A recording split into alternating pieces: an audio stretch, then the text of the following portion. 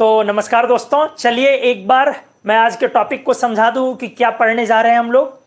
हमारा जो टॉपिक है आज का वो है thermal decomposition of ionic compounds.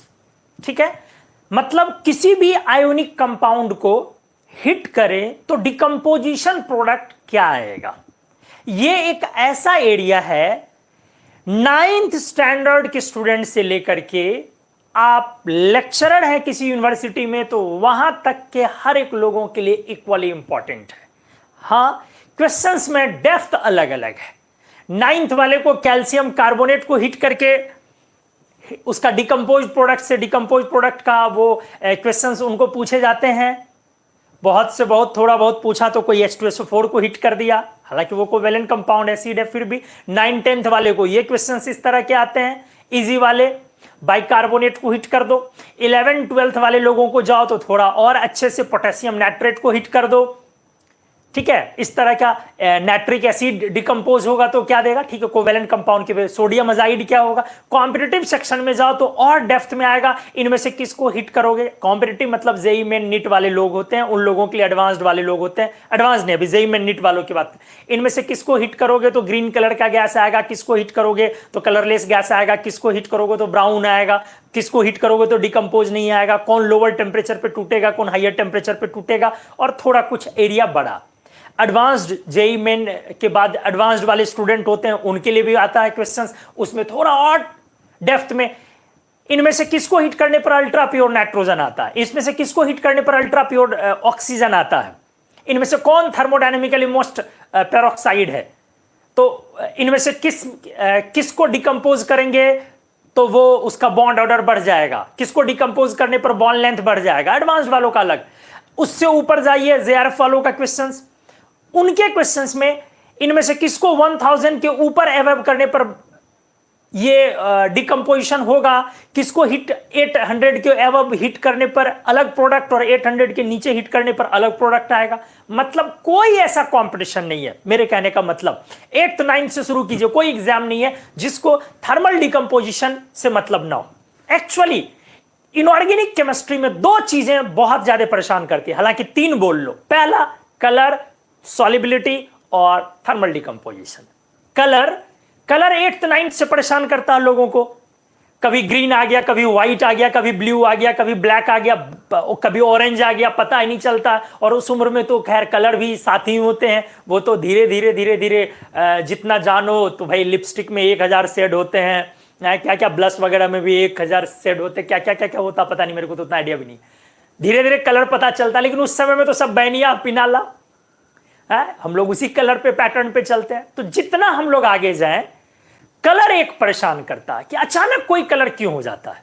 Colour की माया ऐसी है कि आप 8th, 9th, 10th तक तो आपको हवा भी नहीं लगेगा। 11th-12th में कलर का थोड़ा बेसिक्स आप सीखते हैं, कॉम्पिटिटिव में जब जाते हैं, particularly JEE Main, advance, NEET वगैरह वालों का।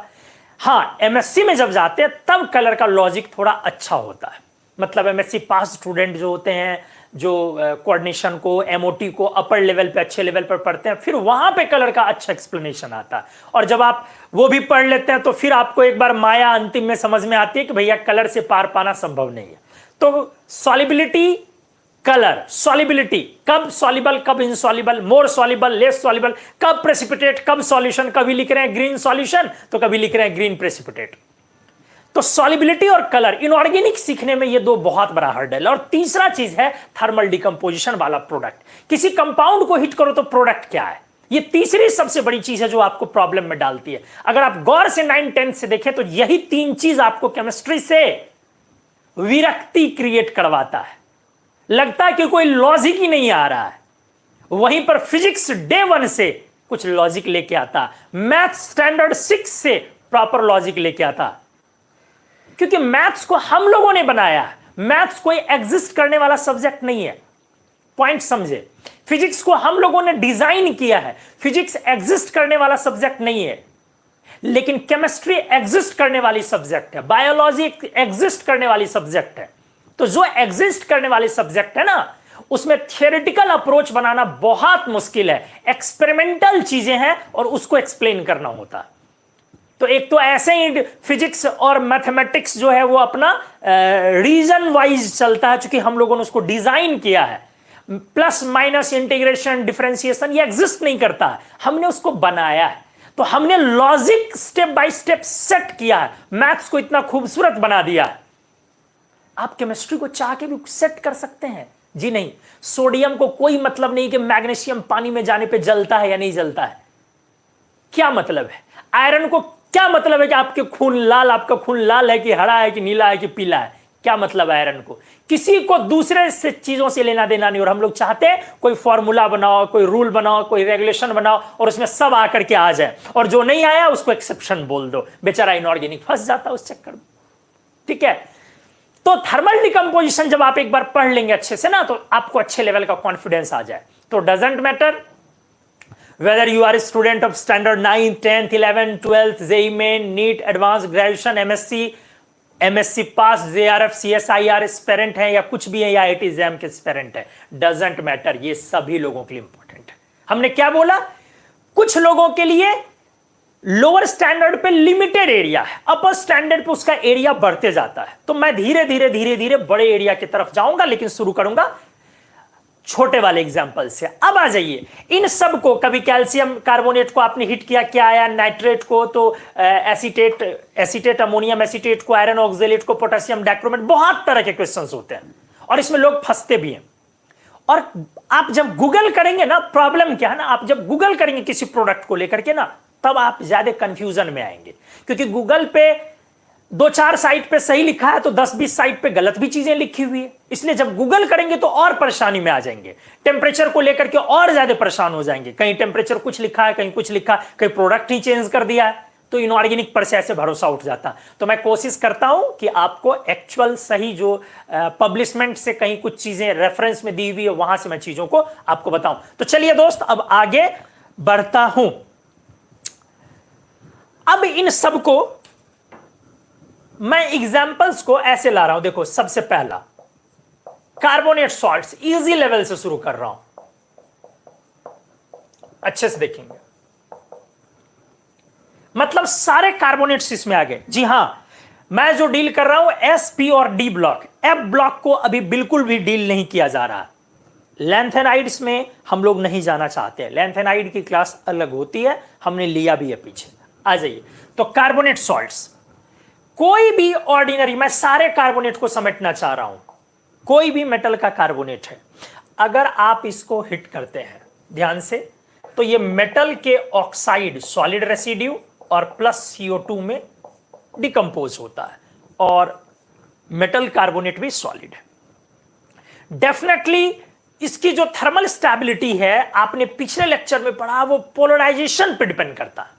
Thermal stability is the function of polarising power, क्योंकि कार्बोनेट डिकम्पोज होकर मॉलिक्यूलर प्रोडक्ट देगा, तो पोलराइजेशन से हम लोग डील करते हैं। तो एनीवेज, आप सारे मेटल्स ले सकते हैं, एस, पी ब्लॉक और D block, S, P and D block से, लेकिन आप इस पैटर्न में दोस्त एल्कली मेटल नहीं ले सकते हैं। और जी हां, लिथियम एक बार फिर से ले सकते हैं। एल्कली मेटल इस पैटर्न में नहीं ले सकते, लेकिन लिथियम आप इस पैटर्न में ले सकते हैं। तो हमने क्या बोला? मेटल कार्बोनेट को हिट करो, मेटल ऑक्साइड प्लस, देखो 9th 10th से स्टार्ट किया, लेकिन धीरे धीरे अब चीजों को फिर अपर स्टैंडर्ड में ले जा रहा हूं। आप एल्कली मेटल नहीं ले सकते हैं, वो इस पैटर्न पे नहीं टूटेगा, लेकिन लिथियम ले सकते हैं। अब जो आपका मेटल ऑक्साइड आता है, ये थर्मली स्टेबल होता है, थर्मली स्टेबल होता है, मतलब that is do not decompose further through elemental state. ध्यान से सुनेंगे, हमने बोला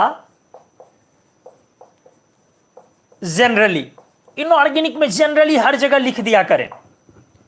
हमने बोला जो डिकम्पोज प्रोडक्ट आएगा मेटल ऑक्साइड, ये थर्मली स्टेबल होते हैं। मतलब आप किसी भी मेटल ऑक्साइड को सामान्य तौर पर अगर चाहेंगे कि तोड़ के उसके एलिमेंटल स्टेट में मेटल और ऑक्सीजन में पहुंचा दे, ये पॉसिबल नहीं होता है जनरली। बोलोगे सर क्यों नहीं होगा? बहुत ज्यादा टेम्परेचर देंगे वो मेल्ट कर जाएगा, सर और ज्यादा दे देंगे वो इवेपोरेट कर जाएगा, लेकिन टूटेगा नहीं। तो मेटल ऑक्साइड्स थर्मली स्टेबल होते हैं, वो डिकम्पोज नहीं करते हैं एलिमेंटल फॉर्म में। हमने क्लियर लिख दिया। मैंने ये नहीं बोला दोस्त कि वो डिकम्पोज नहीं करते हैं, डिकम्पोज करते हैं, दूसरे ऑक्साइड में चले जाते हैं। नहीं, मैंने बोला वो एलिमेंटल स्टेट में डिकम्पोज नहीं करते। देखो क्या लिखा, do not decompose further to elemental state generally. Clear हुआ? आप किसी ऑक्साइड को हिट कर दोगे तो वो डिकम्पोज करके लोअर में चले जाएगा। फॉर एन एग्जाम्पल, अगर आपने कॉपर ऑक्साइड लिया है +2 वाला, क्यूप्रिक ऑक्साइड हुआ, क्यूप्रस और क्यूप्रिक बोलते हैं, तो ये क्यूप्रिक ऑक्साइड हुआ। अच्छे से देखोगे कलर इसका ब्लैक होता है, जो लिख दिया बोर्ड पे लिख दिया, वो दोबारा मतलब लिखने की जरूरत नहीं है। ये अब आपको ध्यान रहना चाहिए हमेशा के लिए कि सर ने पढ़ाया है CuO का कलर ब्लैक होता है। और हमने आपको क्लियर बोला है दोस्त, इनऑर्गेनिक केमिस्ट्री के स्टूडेंट्स को मैं बार बार ये चीज समझाता हूं, आपकी स्टडी रूम में, आपके स्टडी टेबल के इर्द गिर्द 2 पेज चिपका होना चाहिए। एक पेज कलर का और एक पेज क्या बोलता हूं मैं, प्रॉपर्टीज का। एक पेज कलर का और एक पेज प्रॉपर्टीज का, कोई भी चीज का प्रॉपर्टी लिखने के लिए। तो कलर वाले पेज पे हमेशा कहीं किसी इनऑर्गेनिक कंपाउंड का अगर आपने कलर सीखा तो जाके वहां लिख दे तुरंत, और उसको एक बार जरूर देखा करे, 5 दिन 6 दिन पे 4 दिन पे एक बार देखें। जैसे NO2 कभी जिक्र आ गया कहीं ब्राउन लिख दें। कुछ कंपाउंड होते हैं जो टेम्परेचर चेंज होने पर कलर चेंज हो जाता है, जैसे PbO, अगर वो गर्म है तो उस समय में रेड होता है, बट उसको ठंडा कर दो तो येलो हो जाता है। लॉजिक सब से मतलब नहीं है, एक पेज बट बना दो।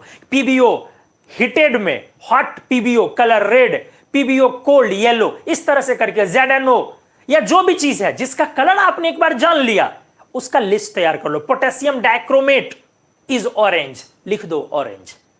ये काम कीजिए, ठीक है, क्योंकि एक दिन में कलर नहीं आएगा। और कलर हमने आपको क्या अभी बोला, कलर सॉल्युबिलिटी और डिकम्पोजिशन बेहद परेशान करता है हम लोगों को, इसलिए कलर एक दिन में दोस्त हम लोगों से नहीं होने वाला, ठीक है। चलिए आइए, तो CuO आपने इसको, हमने बोला कि आप इसको हिट करो, बहुत ज्यादा टेम्परेचर दोगे, 1100 डिग्री सेंटीग्रेड के जब ऊपर जाओगे तो ये टूट जाएगा Cu2O में। देखो रेड कलर का हो गया, रूबी कॉपर बोलते हैं क्यूप्रस ऑक्साइड, ध्यान से सुनेंगे आप, रूबी कॉपर बोलते हैं क्यूप्रस ऑक्साइड, और प्लस O2 गैस आया।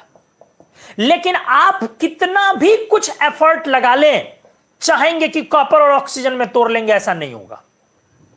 क्लियर हुआ? इसीलिए हमने बोला, जबकि CuO बहुत ज्यादा स्टेबल ऑक्साइड नहीं होते हैं, इससे ज्यादातर ऑक्साइड स्टेबल ही होते हैं मोस्ट ऑफ ऑल मेटल्स के, तो ये बहुत भयंकर स्टेबल नहीं है। फिर भी आप देख रहे हो कि 1100 के ऊपर जाके ये दूसरे ऑक्साइड में कन्वर्ट कर गया, लेकिन एलिमेंटल स्टेट में डिकम्पोज नहीं करेगा। तो हमने क्या बोला दोस्त, हमने बोला है कि मेटल के कार्बोनेट को आप हिट करोगे तो वो मेटल ऑक्साइड और CO2 देगा, और मेटल ऑक्साइड थर्मली स्टेबल होते हैं, सामान्य तौर पर वो एलिमेंटल स्टेट में नहीं टूटते हैं। अब बोलोगे सर आपने बोला टूटते ही नहीं है, तो सर सामान्य तौर पे लगाने की जरूरत क्या है? जरूरत यह है, 2 ऑक्साइड में लिस्ट करवा देता हूं, ये दोनों ऑक्साइड्स डिकम्पोज हो जाते हैं, और हाई नहीं लो टेम्परेचर पे और एलिमेंटल स्टेट में। कितनी आश्चर्य की बात हो गई। तो आ जाओ, but Ag2O and HgO are unstable oxides। ध्यान से दोस्त, क्या बोला मैंने? Ag2O and HgO are unstable oxides। Clear हो गई चीजें? अब मैं नेक्स्ट पेज में पहले इसको डिस्कस करता हूं, फिर इसके एग्जाम्पल को दिखाता हूं, और हम लोग अपने कॉन्सेप्ट को पूरा क्लियर करेंगे इसमें। तो स्क्रीनशॉट लें आप जल्दी से। अभी हमने कुछ खास वैसा पढ़ाया नहीं है कि मैं बोलूं कि पसंद आए तो लाइक करें, ठीक है, लेकिन स्टार्ट करें जल्दी।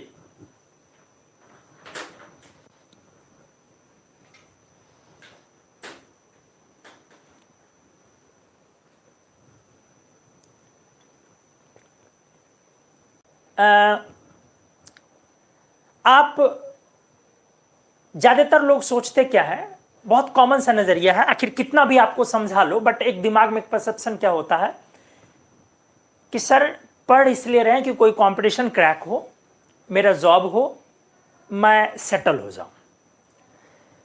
मारा मारी चल रहा उस चीज के लिए, मैं कितना भी समझा दूं या कोई टीचर कितना भी समझा दे, पढ़ाई को, एजुकेशन को पैसों से ना जोड़ें, लेकिन ये इम्पॉसिबल है कि लोग नहीं जोड़ेंगे। क्योंकि प्रैक्टिकल सी बात है, हम लोगों का देश जो है वो उसमें गरीबी या उससे नीचे या मीडियोकर्स, अपर क्लासेस वाले तो लोग ही कहाँ हैं, और जो हैं उनमें बहुत कम वो लोग बिजनेस बेस्ड है ज्यादातर, मोस्टली। कोई मेरा ऐसा इंटेंशन नहीं कि मैं आपको ये कर रहा हूं कि आपका दिल दुखे, लेकिन मोस्टली ये फैक्ट है। तो क्या है ना, पढ़ाई पैसों के लिए अगर आप करते हैं तो गलत बात है। पढ़ाई करना है तो पैशन के लिए कीजिए, और पैशन और पैसों में बहुत बड़ा अंतर है। पैसा कमाना चाहते तो फिर पढ़ाई इंपॉर्टेंट नहीं है, पढ़ाई करने पर तो बहुत कम, सबसे कम पैसा इसी से आता है। बिना पढ़ाई किए ज्यादा पैसा आप कमा सकते हैं। आप कोई और सेक्टर को देख ले, एजुकेशन वाले सेक्टर को छोड़ के, क्योंकि ये पढ़ाई करके लोग ज्यादातर सरकारी नौकरी करते हैं, गवर्नमेंट जॉब मोस्टली ले लेते हैं। कितना कमाते हैं, अनलेस कि वो गलत काम ना करे। गलत काम की तो बातें ही नहीं हो रही है, तो जेन्युइन तरीके से मैं करूं। तो आप ही मेरे को बताइए, पढ़ के क्या लोग कमा सकता है? बहुत ज्यादा नहीं कमा सकता है। तो अगर आप पैसा कमाना चाहते हैं तो कोई और काम करे, फिर वो आपकी पढ़ाई से उसका कोई कनेक्शन नहीं है। नेता बनिए ना। कितने लोग पढ़े लिखे हैं उसमें, पॉलिटिशियंस में, लेकिन उनके पास पैसे देखिए, आप भी जानते हैं, शोहरत भी है, नाम भी है, लोग एकदम जाके चरण छूते हैं, वो वाला मतलब वो बाबा जी टाइप की फीलिंग आती है, एकदम भोले बाबा टाइप की फीलिंग आती है, सर्वे सर्वा है, ऑल इन ऑल है। तो पैसा हर वो लोग ज्यादा कमाता ना जो कम पढ़ा लिखा है। आप गौर से इस चीज को सोचें, ज्यादा पढ़े लिखे लोगों के पास पैसा नहीं है, कम पढ़े लिखे लोगों के पास पैसा है। और जो ज्यादा पढ़े लिखे लोग हैं उनके पैसा को वो संभालते हैं, चलाते हैं, मल्टीप्लाई करते हैं। मेरी बात आप समझ पा रहे होंगे। उनका काम है उनके अंडर में काम करना, नौकरी करना, जॉब करना, और उनके साम्राज्य को स्टेबल करना और बढ़ाना, ठीक है। लेकिन अल्टीमेटली जो पैसे होते हैं ज्यादा, वो उन्हीं लोगों के पास होते हैं जिनको पढ़ाई लिखाई से ज्यादा मतलब नहीं होता। तो पढ़ाई आप पैशन के लिए कीजिए। अगर पैशन के लिए कीजिए तो ऑटोमेटिकली आपका जॉब बीच में आएगा, अपने आप स्वतः आपको उससे नौकरी लगेगी, सब कुछ होगा। लेकिन पढ़ाई को बोझ के नजरिए से कभी नहीं देखिए। बोझ के नजरिए से देखेंगे ना, यार एक्सेप्शन आ गया, एक्सेप्शन आया, ऐसे नहीं होता है दोस्त। एक्सेप्शन इसलिए आपको लग रहा है वो चीज क्योंकि आपको उस समय इंटरेस्ट नहीं। अगर इंटरेस्ट रहेगा ना तो आप सोचेंगे क्या, दो बच्चा, एक जिसको इंटरेस्ट है वो सोचेगा और कुछ फैक्ट लेते सर, और एक दो एग्जांपल लेते। वो ये नहीं सोचता है कि हर एग्जांपल को याद रखना होगा, वो ये सोचता है कि मेरे लिए वो लर्निंग चीज है, सीखने की चीज है। लेकिन जिसको मतलब है कि नहीं हम काम करें, इतना ही लिमिटेड पढ़े, लिमिटेड पढ़ के कंपटीशन निकाल ले, नौकरी नौकरी, अरे यार तू नौकरी ही फिर करते रह जाओगे, ठीक है। तो आप कहां पे अपने आप को बेहतर जानते हैं। लेकिन मेरी नसीहत है, पढ़ाई में पैशन होना चाहिए, पढ़ाई को पैसों वाले नजरियों से नहीं तोलना चाहिए। जिंदगी जी जाती है पैसों से, इसमें कोई दो राय नहीं है, लेकिन समाज की तरक्की होती है पैशन से। सर क्या आपने बोल दिया? हाँ मैंने सही बोला, आप अपने आप को टटोले। मैंने बोला जिंदगी जी जाती है पैसों से, इसमें कोई दो राय नहीं है, लेकिन आपकी तरक्की, समाज की तरक्की, देश की तरक्की, जो डेवलपमेंट हम लोग बोलते हैं ना, अल्टीमेट डेवलपमेंट, वो पैशन की वजह से होती है। आप एग्जाम्पल से सोचे चीजों को। सचिन तेंदुलकर क्रिकेट में उन्होंने क्रिकेट को डेवलप किया है, तो क्या पैसों के लिए, पैसों से हुआ है वो चीज, पैशन से हुआ है। आप समझ रहे हैं? कोई भी चीज जो बड़े लेवल पर फैली है, कोई भी चीज छोटी से छोटी देखें या बड़ी से बड़ी चीजें देखें, इन सब में आप देखें तो जो इवोल्यूशन हुआ है ना फाइनली, वो पैशन से हुआ। पैशन जिनको है वही लोग आविष्कार करते हैं, कुछ ढूंढते हैं, इन्वेंट करते हैं, कुछ नया डिजाइन करते हैं। लेकिन जिंदगी जीने के लिए जरूरत है पैसों की, बट तरक्की देश की होती है अल्टीमेटली पैशन से। इसीलिए पैशन बहुत बड़ी चीज है, और जिसके अंदर किसी चीज का पैशन आ गया ना, पैसा अपने आप झक मार के पीछे आ जाएगा। इसलिए इंटरेस्ट पर ध्यान दे, किसी भी चीज को बोझ के रूप में ना ले। और कोई चीज यदि बोझ लगे ना, मैं निवेदन करता हूं आप उस चीज को क्विट कर जाए, उस क्षेत्र में काम ना करें, और अपने घर वाले को, अपने भाई को, अपनी बहन को, अपने जूनियर को, अपने बच्चों को जो भी आपके हैं दोस्त मित्र, उनको भी यह हिदायत दें कि जिस चीज में तुम्हारा बोझ लगे, जिस चीज को, उसको तुम क्विट कर जाओ, कुछ और करो। यार दुनिया अलग लेवल पर जा रही है। आपके अंदर कोई भी टैलेंट है, कुछ भी, और कुछ ना कुछ तो जरूर होगा। ऐसा नहीं है कि टैलेंट नहीं है, ऐसा आप कह सकते हैं। ईश्वर ने हर एक जीव जो पैदा किया है, बनाया, क्रिएट किया है, उसमें कुछ ना कुछ खास चीजें दी हैं। आप कुछ भी उठा लीजिए, हम गाली दे देते हैं किसी को, कुत्ते कहीं के, और वो मारने दौड़ जाता है। लेकिन जो एक गाली हमने बनाया है, अब्यूजिव वर्ड है, सड़क पे अगर आप किसी को चलते दे दो, आप उस अब्यूजिंग वर्ड में भी चीजों को ढूंढो। कुत्ता वर्ड अगर आप ये ढूंढो तो उसमें कुदरत ने, ईश्वर ने बहुत सारी चीजें ऐसी दी है जो किसी में नहीं दी है, किसी में नहीं दी है। फॉर एग्जाम्पल, उसकी वफादारी, जो गाली है उसकी भी वफादारी। हम लोग स्टूडेंट को सिखाते हैं संस्कृत में बच्चों के 5 लक्षण, विद्यार्थी के 5 लक्षण। उसमें एक स्वांग निद्रा भी बोलते हैं अपन, कि नींद अगर है तो स्टूडेंट्स की, छात्रों की नींद बहुत पतली होनी चाहिए, कुत्ते के जैसी। जबकि वो गाली है, सोसाइटी में किसी को बोल दो तो वो भिड़ जाए, मार दे।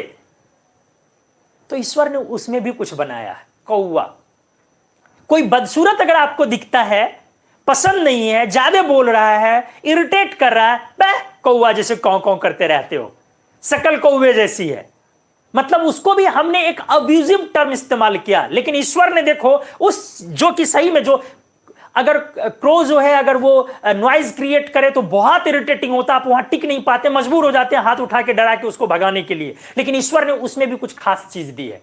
क्या?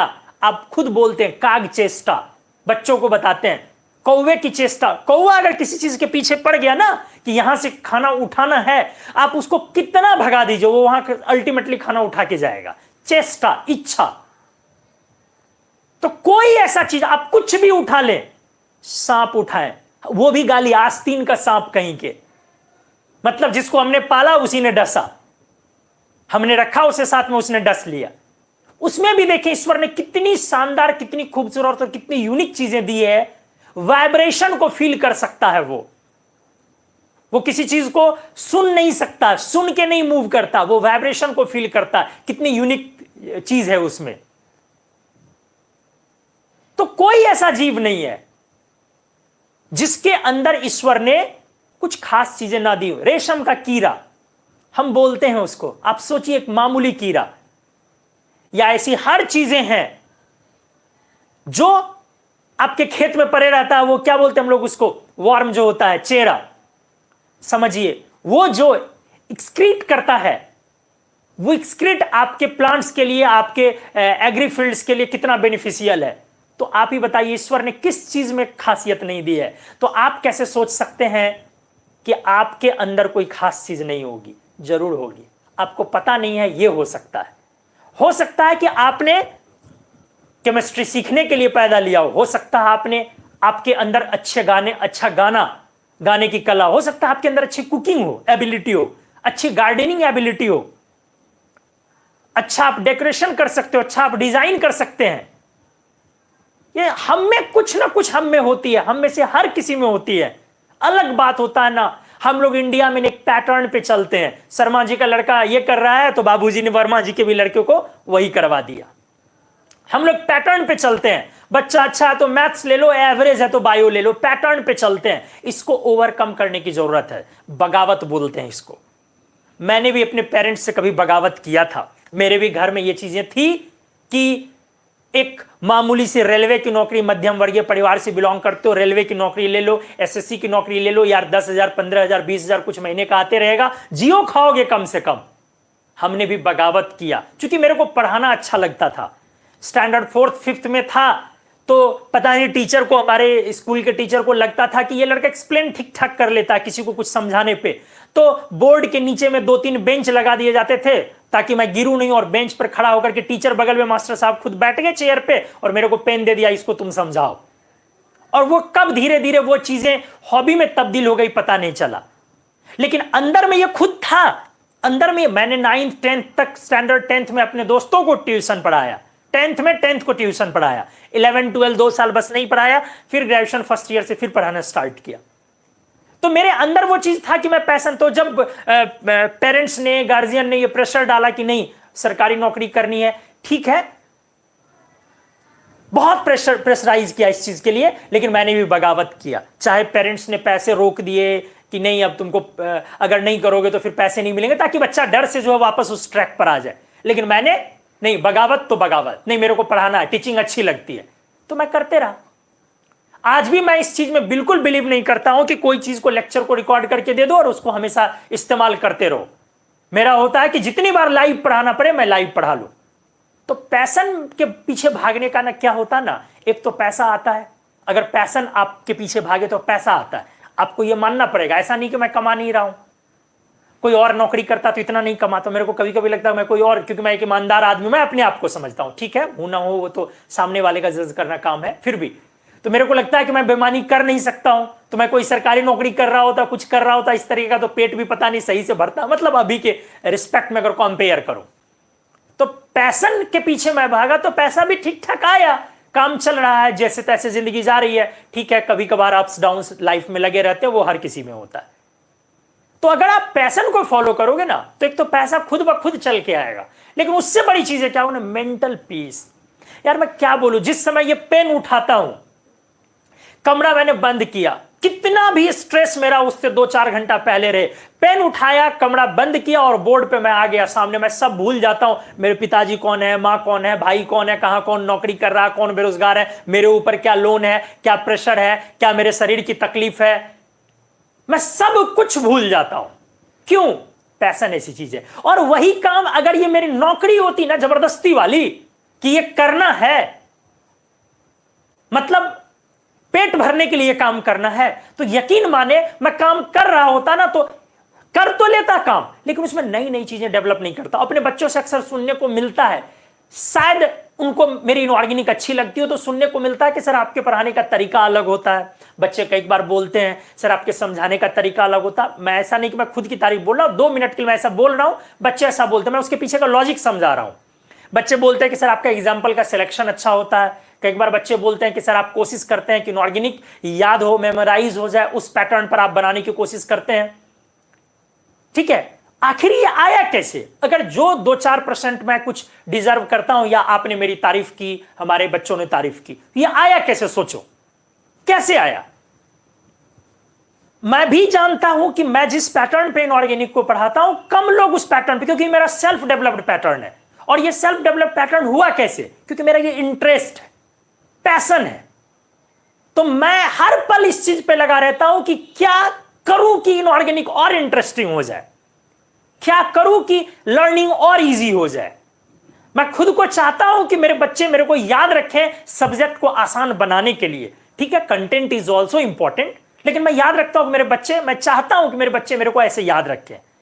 पैशन की वजह से मैं अच्छे एग्जाम्पल्स का सिलेक्शन कर पाता हूं। एक एग्जाम्पल के लिए 20 बुक पलटता हूं, एक डाटा के लिए 10 बुक पलटता हूं, लेकिन वही काम निकालने वाली बातें अगर मेरे अंदर रहती ना, तो फिर मैं इस तरीके से पिरोता नहीं, एग्जाम्पल को इस तरह से असेंबल नहीं कर पाता।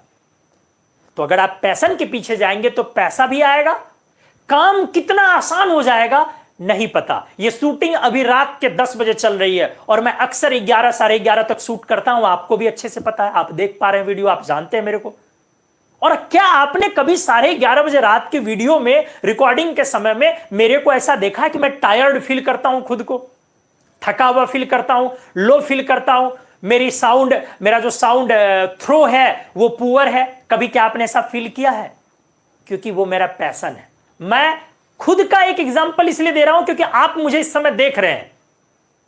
सचिन तेंदुलकर, लता मंगेशकर, अगर लता मंगेशकर को उनके बाबूजी ने यह कहा होता कि बेटा तू अच्छा गाते हो लेकिन गाना नहीं है, पैसा कमाने के लिए सोचो, ये काम करो, वो काम करो, जबरदस्ती का काम, क्या म्यूजिक इतना डेवलप होता इंडिया में? म्यूजिक इतना डेवलप होता? उन्होंने एक बेंचमार्क सेट कर दिया और लोग उस बेंचमार्क को ओवरकम करने के लिए दिन रात काम कर रहे हैं। हर लोग दोस्त, जिन लोगों ने भी समाज की तरक्की में योगदान दिया ना, पैशन की वजह से दिया, पैसों की वजह से नहीं। रतन टाटा को आप जान रहे हैं, आप रतन टाटा को जानते हैं उनकी किस एबिलिटी के लिए? पैसा है, डजंट, मतलब उसके बारे में मैं नहीं कह रहा हूं, लेकिन रतन टाटा क्या है, या टाटा पूरी फैमिली की मैं बात करता हूं, क्या है वहां से? आप पूरी फैमिली को देखिए, उस फैमिली की एक सोच है। देश का गरीब से गरीब इंसान और देश का अमीर से अमीर इंसान हर तबके के लोगों को मैं अपना सामान दे सकूं और affordable, that too in affordable cost. Tata इस चीज के लिए नोन है। चाहे उसकी कार आप देखें कि तेल देखें तो ऑयल भी वो बनाता है, सुई बनाता है, जहाज बनाता है, कार बना, क्या नहीं बनाता टाटा। सोचे, ये पैशन है टाटा के। आज कितने सारे कैंसर हॉस्पिटल या किस किस तरह के हॉस्पिटल नहीं आपको पता है। ये क्या है, सोसाइटी को वो दे रहा है। हर कुछ इस तरीके से ही होता है। अब्दुल कलाम के पास वो पैशन था। पैशन को अगर फॉलो करोगे तो उन्होंने मिसाइल बना ली। लेकिन जबरदस्ती का किसी चीज में घुसोगे, यार किसी तरीके से मेरा जेआरएफ निकल जाए, लेक्चरशिप में हो जाए, निश्चिंत होकर सरकारी नौकरी करो, यार मजा नहीं है उसमें। दुनिया उन लोगों को सिर्फ याद रखती है जिन लोगों ने अच्छे रिस्क लिए हैं पैशन के लिए। दुनिया उनको याद रखती है, उनको याद नहीं रखती जो नौकरी करते हैं। उनको याद दुनिया नहीं रखती जो नौकरी करते हैं। और पैशन के लिए मरने वाले लोगों को थोड़ा रिस्क भी लेना पड़ता है, अपने आप नहीं होता है। हवाई जहाज को आपने देखा है, बहुत सेफ है ग्राउंड पे रहे तो, लेकिन हवाई जहाज ग्राउंड पे रहे तो किस काम का है, किस काम का है।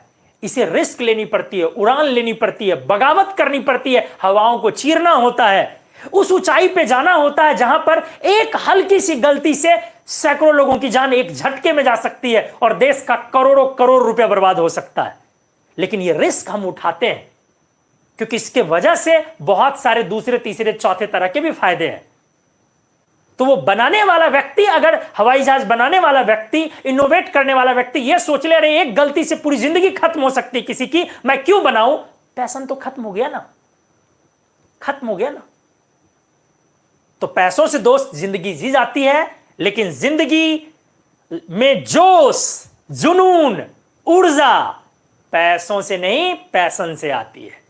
लोगों के पास देखिए, जिनके पास पैशन नहीं होता है वो हर वक्त इस चीज के लिए मर रहे होते हैं, लाइफ को कैसे सिक्योर करो, कैसे सिक्योर करो, थोड़ा इसमें इन्वेस्ट कर दो, थोड़ा इसमें इन्वेस्ट कर दो, थोड़ा ये कर दो, थोड़ा ये कर दो, कि कल को मैं अगर शरीर मेरा हाथ पैर चल ना पाए, आराम से सुनिएगा, हाथ पैर चल ना पाए तो यहां से रेंट आ जाए, थोड़ा कुछ लैंड ले लो, लैंड का कॉस्ट दुगुना तिगुना हो जाए, उसको बेच के 5 साल जी लूं, बच्चे की शादी कर लो। अरे यार क्या कर रहा है यार आदमी, धरती पर बोझ हैं ऐसे लोग, वाकई बोझ हैं यार। तुम सोच के देखो आप किस चीज के लिए ऐसा कर रहे हो, अपने आप को निकम्मा बनाने के लिए ना, कि मेरे को कुछ सोर्स ऑफ इनकम मेरा बना रहे। जिंदगी में तनाव आना बेहद जरूरी है, तनाव एक हद तक आना बेहद जरूरी है। तनाव आता है ना तो आप एनर्जाइज्ड रहते हैं, किसी काम को करने के लिए एकदम सशक्त अवस्था में हमेशा रहते हैं। स्ट्रेंथ आपकी बढ़ाती है टेंशन और स्ट्रेस। टेंशन स्ट्रेस खराब चीज नहीं होती है, वो आपको फियर देता है, कंपटीशन देता है। अरे यार मैं इनऑर्गेनिक पढ़ा रहा हूं, मेरे मार्केट में एक और इनऑर्गेनिक के टीचर आ गए, तो एक फियर देता है, कंपटीशन देता है, इससे मैं और ज्यादा काम करूंगा, ये मेरे अंदर चीजें आती है। आप किस चीज के लिए ऐसा सोचते हैं कि सिक्योर हो जाए जॉब, मेरी नौकरी लग जाए, एक फिक्स इनकम आए, उसमें थोड़ा मोड़ा घूस कुछ कमा लूं, कुछ जमीन में इन्वेस्ट कर दूं, 2-3-4 साल बाद दुगुना तिगुना में बेच लूं। यार ये पैटर्न क्या है, हर चीज की एक लिमिट होती है। लिमिट से आप आगे जा रहे हैं ना, तो आप अपने आप को ना क्या बनाते हैं, क्या बनाते हैं अपने आप को, जो बोलते हैं हम लोग कोढ़िया, कोढ़ी वर्ड जो हम लोग बोलते हैं, कामचोर, निकम्मा, हम लोग ये अपने आप को बनाते हैं और अपने आने वाली नस्लों को भी यही सिखाते हैं कि देखो पहले जॉब में सेफ हो जाओ। ऐसे थोड़ी नहीं हाल है। लेकिन जो लोग पैशन में जाते हैं वो कभी लाइफ को सिक्योर, महेंद्र सिंह धोनी लाइफ को सिक्योर करने चले थे, बताइए मेरे को, लाइफ को सिक्योर करने चले थे। सुधा चंद्रन को आप जानते होंगे, सुधा चंद्रन के दोनों पैर नहीं है, टीवी एक्ट्रेस हैं, वो सीरियल वीरियल बहुत सारा करती हैं, दोनों पैर नहीं है। C having both of artificial legs, उस पे काम करती है, C is alive on that. Artificial उनका दोनों पैर है, कृत्रिम पैर है, लेकिन क्लास 1 की डांसर है वो। और क्लासिकल, ये जो आपका ये हिप हॉप और पता नहीं क्या क्या होता है, ये सब नहीं, क्लासिकल डांसर क्लास 1 की। पैशन चीजों को आगे ले जाता है। दुनिया में ऐसे बहुत सारी कहानियां हैं, बहुत सारे लोगों के बारे में आपने सुना है कि पैशन ने उनको क्या से क्या बनाया। लोग उनको पूजते हैं उस पैशन के वजह से, और पैशन कुछ भी हो सकता है। मैंने बोला आपके अंदर है वो, आप ढूंढिए आप क्या अच्छा कर सकते हैं, और आप अपने एकेडमिक्स को जारी रखिए, लेकिन उसको आप बंद नहीं करें। मैंने अपने क्लासरूम में देखा, ऑफलाइन क्लासेस में मैंने देखा है, हमारे बच्चे, मैं कभी कभार पनिशमेंट दे देता हूं, किसी बच्चे को पनिशमेंट देता हूं कि यार तुमको ना आज लेट आए हो, ये आओ, तुमको अगले दिन कुछ बना के ले आना। तो कभी किसी बच्चे को मैंने कुछ पनिशमेंट दिया कि कुछ बना करके लाना, अगले दिन का तुम्हारा ये पनिशमेंट है। वो बना के लाया, यार वाकई बहुत स्वादिष्ट था, बहुत टेस्टी था, स्टूडेंट इस तरीके का बना ले। तो मैंने उसको बोला कि खुद बनाए हो? हाँ। तो मम्मी नहीं नहीं नहीं सर, हम अकेले रहते हैं। तो क्यों नहीं कुछ ट्राई करते हो? एक दो बार मोटिवेशन मिला, पढ़ाई कर रहा है, एक दो बार मोटिवेशन मिला, दूसरा तीसरा चीज वो बनाया, कभी ट्राई किया, मेरे को बराबर ट्राई करवाता, कभी मटन खिला रहा, कभी साग खिला रहा, कभी कुछ खिला रहा। तो धीरे धीरे धीरे धीरे उसके अंदर वो पैशन, मैं उसको समझाता था ठीक है पैशन को जिंदा रखो, मरने मत दो। इंजीनियरिंग में गया वो, IIIT से इंजीनियरिंग उसने कंप्लीट की, लेकिन पैशन को उसने थोड़ा थोड़ा जिंदा रखा। किसी ने सराहा, वो मैं हो सकता हूं या कोई, फिर धीरे धीरे उसका पैशन आगे बढ़ा। वो मास्टर शेफ आता है, टेलीविजन पे आता है, उसने वहां तक, वो संजीव कपूर आते, उसने वहां तक का सफर तय किया। फिर इंजीनियरिंग आ गई, जॉब, अभी भी वो जॉब के लिए यूपीएससी वगैरह के लिए वो ट्राई कर रहा है, हर कुछ कर रहा है। उसका मैं एग्जांपल इसलिए दे रहा हूं क्योंकि आज भी वो मिलता है मेरे से, मैं जब भी उससे बात करता हूं तो यही बातें निकल के सामने आती है। सर जॉब तो एक मतलब ये है कि सर आखिर कैसे फाइनेंशियली कैसे अभी खड़ा हो पाऊं, उम्र हो रही है सर, पेरेंट्स नहीं दे पा रहे हैं, तो जॉब इसके लिए लेना जरूरी है, लेकिन सर मैं करूंगा अल्टीमेटली वही। तो यार ऐसे लोगों को कोई रोक नहीं सकता है। जब आप पैशन से कोई चीज हासिल करते हैं ना, तो पैसा तो चल के आता है, लेकिन आपका नाम होता है। इतने सारे एथलीट हैं, सब कोई अचानक दुनिया में सब जान गए उन लोगों को पैशन की वजह से। और फिर यही लोग जो समाज में आपको पैशन को फॉलो करने से रोकते हैं ना, पैर पकड़ते हैं, खींचते हैं, आपके बाबूजी को, आपके अंकल को, आपकी मां को टोकते रहते हैं, क्या ये कर रहा है, इसको पढ़ने भेजें, गाना गाते रहता है दिन भर, फेसबुक पे देखें आप, हमेशा गा गा के डालता है, हमेशा डांस करते रहता है। आप देखें ये चीज, ये अच्छा नहीं लगता। यही लोग बाद में जब आप एक्सेल कर जाएंगे ना, ऑल ऑफ सडन अपने पैशन की वजह से बोलेंगे मैं जानता था, आई न्यू इट, अरे मेरे पास ही पढ़ा ना, मैं जानता था ये एक दिन कुछ बड़ा नाम करेगा। यही लोग ऐसा कहेंगे फिर, मेरे को पता था कि ये कुछ ना कुछ बनने वाला है? यार इतना रंग तो गिरगिट नहीं बदलता है जितना लोग बदल लेते हैं। तब सेल्फी लेने के लिए लोग आ जाते हैं, भैया जी स्माइल प्लीज, हम भी एक ले ले। लोगों में ये होती है। तो ना एक कहानी है कि एक गिरगिट ना आत्महत्या कर रहा था, पेड़ पर चढ़ करके वो सुसाइड कर रहा था, एक कहानी है मेरी।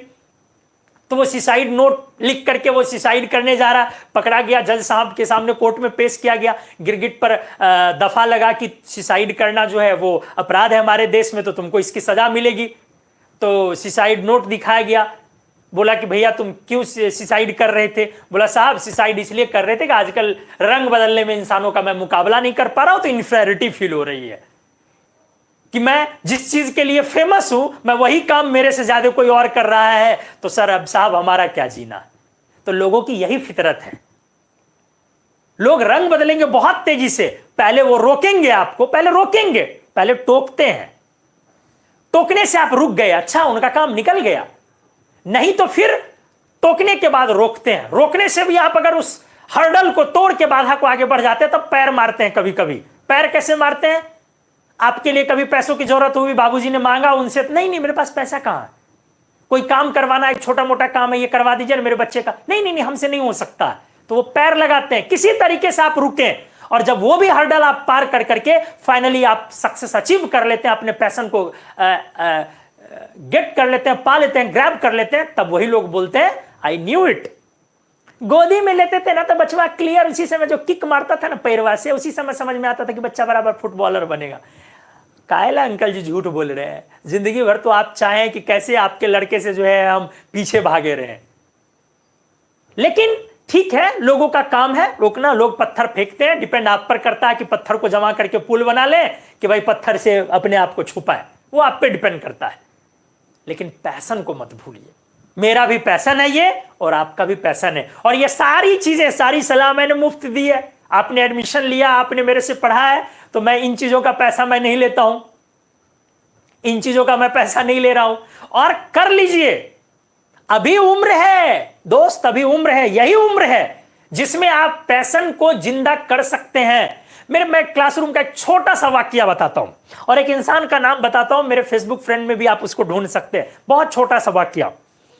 एक बहुत अजीब सा बच्चा, हालांकि मेरे क्लासरूम से बहुतों बच्चे, एकदम लाइव प्लेटफॉर्म पे मैं बोल रहा हूं इस चीज को, बहुते बच्चों को मैं हमेशा ऑफलाइन क्लास में मेरा पनिशमेंट का तरीका अलग होता है। कभी डांस करवाया, कभी सिंगिंग करवाया, कभी कुकिंग करवाया, कभी उससे खुद पूछा कि तुमको क्या करना आता। तो वो सब चीजें होते होते ना, चीजों लोगों का एक्सप्लोर होता है, और एक्सप्लोर होता है तो वो मैं देख रहा हूं कि बहुत सारे बच्चे हमारे एक्टिंग में गए हैं, आज एक्टिंग कर रहे हैं, अच्छी अच्छी मूवी भी बनाते हैं, मतलब क्लिप्स या वो कुछ भी होता है, बहुत सिंगिंग कर रहे हैं, लोग ग्रो कर रहे हैं।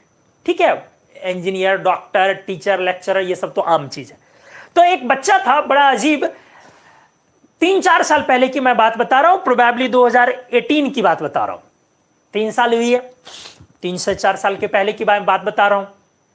तो उसकी क्या बात थी, बहुत अजीब था, इतना अजीब, क्लासरूम में, मेरे क्लासरूम में जहां फोन और ऑफ करके आना और कैप, आप टोपी पहन नहीं सकते हैं, मेरे क्लासरूम में वो ब्लैक गॉगल्स पहन के आता था, वो भी शाम के लेक्चर में 7 बजे वाली में। ठीक है, और आता था, फिर देखा तो फिर उतारा उस समय, और गर्मी महीने में वो कोट पहन के आता था कभी कभी।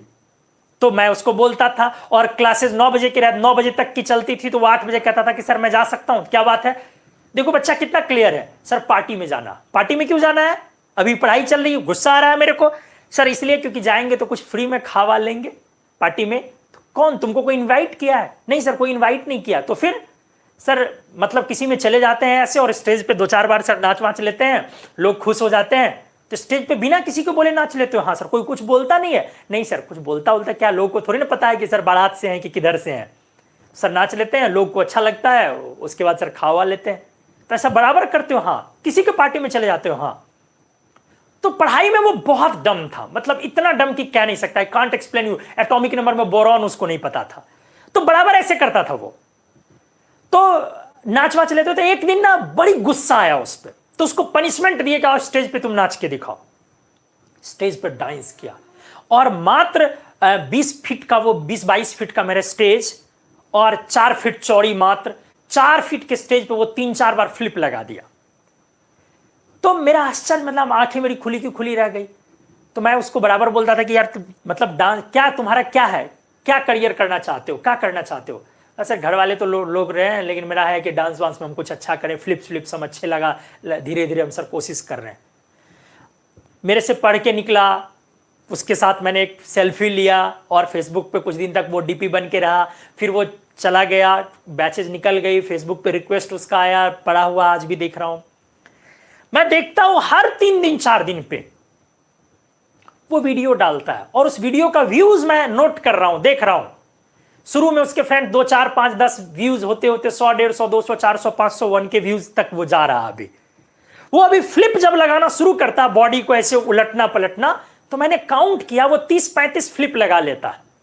मैंने देखा है कि वो ब्रिज पर से नीचे पानी में फ्लिप लगाता है 5-6 बार, और वो नीचे आता है। मैंने देखा है कि उस सॉलिड जगह पे, सॉलिड सरफेस पे, जहां थोड़ी सी चोट लगे तो उसका पैर वैर टूट सकता है, ऐसे ऐसी जगह पे वो फ्लिप लगाता है, डांस करता, हर कुछ करता। और मैं दावे के साथ जानता हूं वो जिस तरीके से अपने पैशन को फॉलो कर रहा है ना, ठीक है, कभी ना कभी, आज हो कल हो, कभी ना कभी होगा, एक दिन ऐसा आएगा वो एक्सेल कर जाएगा, और रातों रात, जैसे वायरल होना बोलते हैं ना, वो रातों रात ऐसा कुछ हो जाएगा। और मैं अप्रिशिएट करता हूं, जब भी उसका वीडियोस देखता हूं, मैं उस पर रिएक्ट करता हूं, कुछ कमेंट्स लिखता हूं कि चलो इस चीज को अपना कैरी ऑन करो, अपने पैशन को मरने ना दो। मैं आप लोगों को भी ये बोल रहा हूं, ये हमारे बच्चे हैं, छोटे छोटे एग्जांपल्स दिए जा सकते हैं उन लोगों के। और बहुत लोग का पढ़ाई भी है, जिन लोगों ने इंडिया टॉप किया है, विनय प्रकाश शर्मा है, उन्होंने आईएएस का पेपर दिया, ऑल इंडिया रैंक 1 आया उनका, तो वो पढ़ाई के लिए बने हैं। उसकी बहन थी, उसने वो 12th का पेपर दिया, तो वो रैंक 4 आ गया उसका। तो पढ़ाई के लिए भी बहुत लोग बने हैं, और डेफिनेटली अगर आप मेरे पास है तो मान के चला जाएगा कि आप पढ़ाई के लिए बने हैं। लेकिन फिर भी मैं बार बार कह रहा हूं, पढ़ाई को पैशन के साथ देखिए, पैशन के नजरिए से देखिए। पढ़ाई को प्रोफेशन वाले नजरिए से ना देखिए, मतलब पैसा कमाने का जरिया ना देखिए। अगर आप ऐसा करेंगे ना, आपकी जिंदगी बहुत खूबसूरत हो जाएगी। और आपके अंदर कोई भी ऐसी चीज है, आपके दोस्त, आपके बच्चे, ठीक है मैं मानता हूं पढ़ाना एक इंपॉर्टेंट चीज है, लेकिन आप आजकल के स्कूल में देखते हैं क्या हो रही है चीजें। हर बच्चे को एक ही चीज कराया जा रहा है, एक कॉमन पैटर्न पे चीजें कराई जा रही है। हम लोगों के देश में अगर बच्चा एक्सेल कर रहा है ना, मैं वाकई कह रहा हूं, तो आप जान ले, अगर 100 में 100 बच्चों की संख्या ले, स्टूडेंट्स की संख्या ले, आप भी हैं उसमें, मैं भी हूं उसमें, 90 एक्सेल कर सकते हैं। एक्सेल 5 करते हैं। कितने वायरल होते हैं? 5। कितने नाम फैला पाते हैं? 5। बाकी 95 कहां, 95 कहां जा रहे हैं? वो गुम हो जा रहे हैं। किस चीज में? पिताजी के प्रेशर में, सोसाइटी के प्रेशर में, एक कॉमन पाथ को फॉलो करने में, कॉमन ट्रैक को फॉलो करने में उनकी खूबसूरती चली जा रही है, उसकी आइडेंटिटी लूज हो रही है। हर बच्चे को एक ही टास्क करवाया जा रहा है। ऐसे नहीं होता है। थोड़ा थोड़ा क्या क्या तो स्कूल में स्पोर्ट्स जोड़ दिया, जिसको इंटरेस्ट है स्पोर्ट्स खेलो, ऐसे नहीं होता है। एक एक बच्चे के इंटरेस्ट पर स्कूल में काम किया जाता है। और अगर स्कूल वाले काम नहीं कर रहे हैं, आपका दोस्त है, आपका मित्र है, आपका बच्चा, आपका भाई, आपका बहन है, आप काम कीजिए। मैंने बोला कुत्ते में हो कि बिल्ली में हो, कि सांप में हो कि छुछुंदर में हो कि चूहा में हो, कि रेशम के कीड़े में हो, कि समुद्र में पाए जाने वाली किसी मछली में हो, कि व्हेल में हो, कि क्रोकोडाइल में हो, कि टर्टल में हो, कि किसी चीज में हो, हर किसी में ईश्वर ने खासियत दी है। भाई आप में तो खदान है, क्यों नहीं पहचान रहे हैं? फिर पहचानिए और उसको मरने नहीं दीजिए। तो सॉरी दोस्तों, बहुत सारा वक्त हमने आप लोगों का लिया, आगे बढ़ते हैं, ठीक है? सॉरी, चलिए आइए। मैंने बोला कि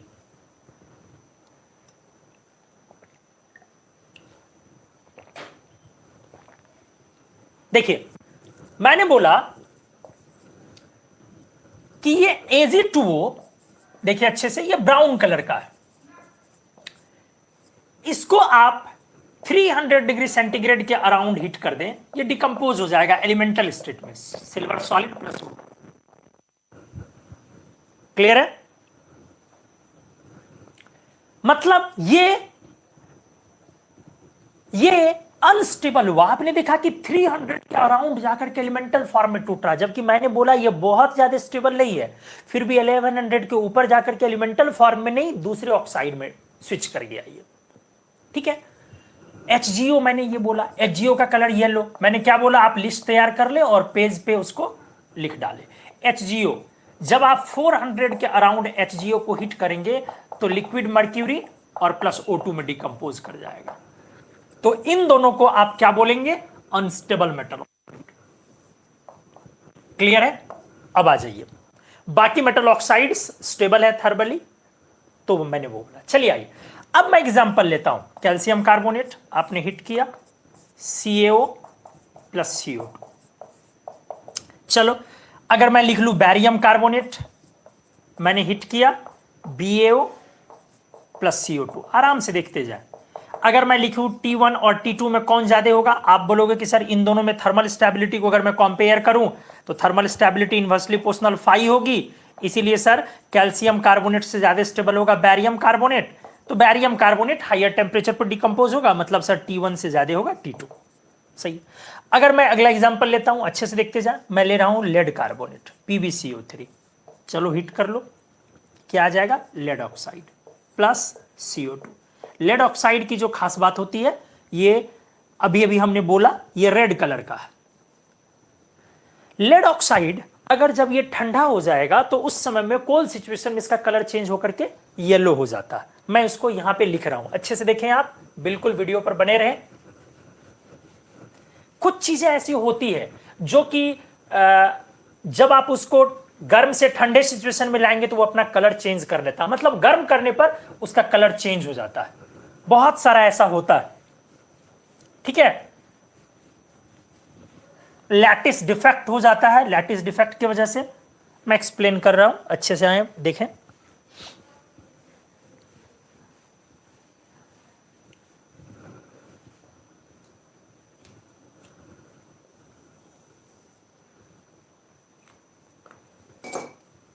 देखिए, PbO का कलर रेड है, अभी पहले येलो ले लो, इधर गर्म करता हूं मैं।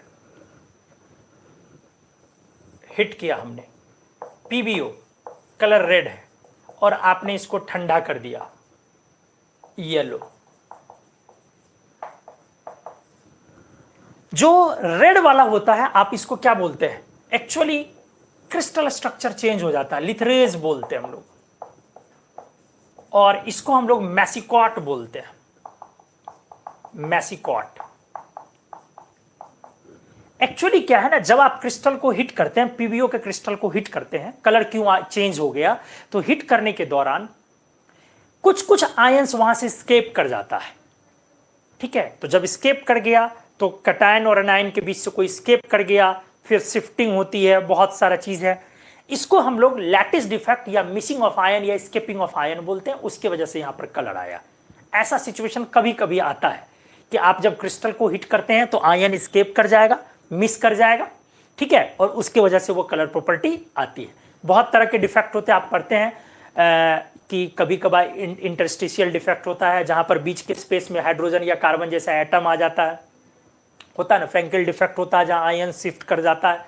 तो लैटिस में बहुत तरह के आप लोग सॉलिड स्टेट में पढ़ते हैं डिफेक्ट होते हैं। हमने यहां पे क्या बोला, कलर क्यों आया? जब आप हिट करते हैं क्रिस्टल को तो उस समय में बीच में से कुछ आयंस एस्केप करते हैं, missing of ions, lattice defect, ठीक है। कलर इज ड्यू टू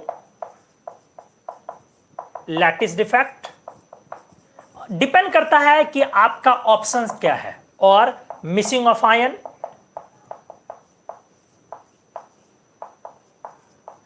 ठीक है, या मिसिंग ऑफ लैटिस भी बोल सकते हैं।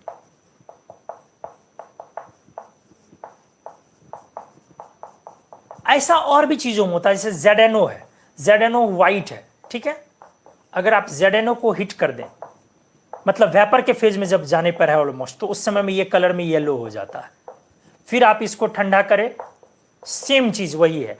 NaCl में भी होता है। NaCl को जब आप सॉलिड से, अभी कलरलेस है, कलरलेस है NaCl नहीं है, और NaCl को जब आप वेपर फेज में जाने लगते हैं ना, तो उस समय में ये ग्रीन कलर का हो जाता है। फिर आप इसको ठंडा करते हैं तो वापस ये इसमें आ जाता है। तो जब भी इस तरह की चीजें आए, मैंने क्या बोला, colour is due to missing of ion. कभी कभी ऐसा सिचुएशन आ सकता है, आपसे पूछा जाता है, ठीक है। तो इस पेज का आप स्क्रीनशॉट लें। उम्मीद है अब आपको ये चीजें समझ में आई होंगी। मैंने आपको यहां पे ये समझाने की कोशिश किया है पहले। अभी कार्बोनेट के एग्जांपल सामने आने बाकी है। आप लोग पी ब्लॉक, एस ब्लॉक और डी ब्लॉक के एग्जांपल्स को धीरे धीरे करने वाले हैं। अभी सिंपल एग्जांपल्स हमने लिए हैं, अब धीरे धीरे हम लोग यहाँ पर चीजों को बढ़ाते हैं। स्क्रीनशॉट ले प्लीज। और अब अगर समझ में आ रही हो चीजें तो अब लाइक्स आप दबा सकते हैं।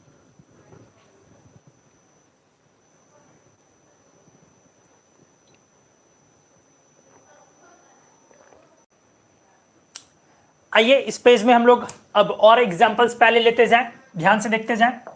CuCO3 कॉपर कार्बोनेट आपने हिट किया, क्या आएगा अच्छे से देखिए, +2 में है, इस बनाएंगे, और प्लस CO2, और ये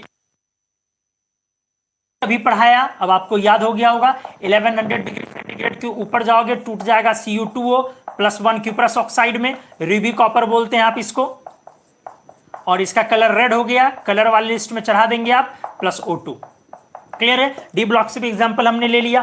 FeCO3 +2 में है, इसलिए फेरस ऑक्साइड ही आप बनाएंगे, फेरिक नहीं बनाएंगे। और इसका कलर भी मैं आपको बोल दूं, ब्लैक। आप सब कलर के लिस्ट में चढ़ा देंगे और याद रहना चाहिए सब, +CO2। आप समझ पा रहे होंगे। चलो आ जाओ, अगर मैं लेता हूं Ag2CO3, अच्छे से देखें, सिल्वर कार्बोनेट।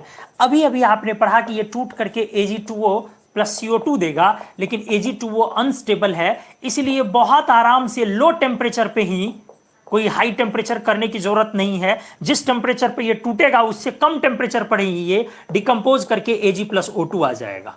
मतलब अगर आपसे बोलेगा कि यहां पर T1 है और यहां T2 है, तो T1 T2 में कौन बड़ा? आप बोलेंगे T1 बड़ा है T2 से, आराम से। बहुत अच्छा चीज मैंने बोला। मैंने बोला कार्बोनेट जिस टेम्परेचर पे टूटेगा उससे कम टेम्परेचर पे ये टूट जाएगा। मैं इसको आगे कुछ एग्जांपल्स लेने वाला हूं, वहां पर ये T1 T2 थोड़ा दूसरे तरीके का लफड़ा क्रिएट करेगा, इसीलिए अच्छे से देखें। मतलब मेरा ये अनस्टेबल है, जिस टेम्परेचर पर ये टूटेगा उससे पहले उससे लो टेम्परेचर पे एक्चुअली ये टूट जाता है, इसलिए ये प्रोडक्ट आपको दिखेगा ही नहीं, ये दिखेगा ही नहीं, ये प्रोडक्ट नॉट विजिबल, ये दिखेगा ही नहीं आपको। हमने मैकेनिज्म में ऐसा लिख दिया, तो फाइनली क्या आ गया, आपको कोई बोलेगा कि Ag2CO3 को हिट करोगे तो क्या मिलेगा, मोर देन वन करेक्ट में। अच्छे से देखेंगे, ध्यान से सुने। मैंने बोला कि क्वेश्चन में अगर आपको देगा, ध्यान से, लोग यहां पर मिस्टेक करेंगे, एकदम मार खा जाएंगे। Which of the following can be obtained when Ag2CO3 gets heated? ठीक है, पहला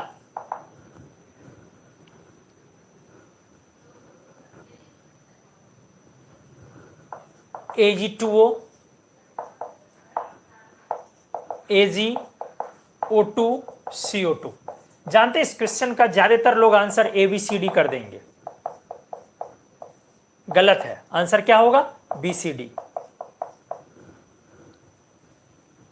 समझ में आई होंगी चीजें, मैंने क्या बोला। मैंने बोला कि ये जो Ag2O बन रहा है ये अनस्टेबल ऑक्साइड है, तो कार्बोनेट को जब आप तोड़ेंगे ना, तो कार्बोनेट का जो डिकम्पोजिशन टेम्परेचर है उससे लोअर टेम्परेचर पर वो डिकम्पोज कर जाएगा, इसीलिए Ag2O नहीं होगा। करेक्ट आंसर होगा उसका BCD। लेकिन मान लो कि कोई आप ऐसा कंपटीशन दे रहे हैं, क्योंकि क्वेश्चन सेट करने वाले का भी नजरिया होता है, उनको कितना पता है, कितना आइडिया, उसने क्या बुक पर रखा, उस पर भी डिपेंड करता। क्वेश्चन सेट करने वाले में मान लो कि ऐसा ऑप्शन सेट किया, ध्यान से देखें, ध्यान से देखें, Ag2O, AgO2,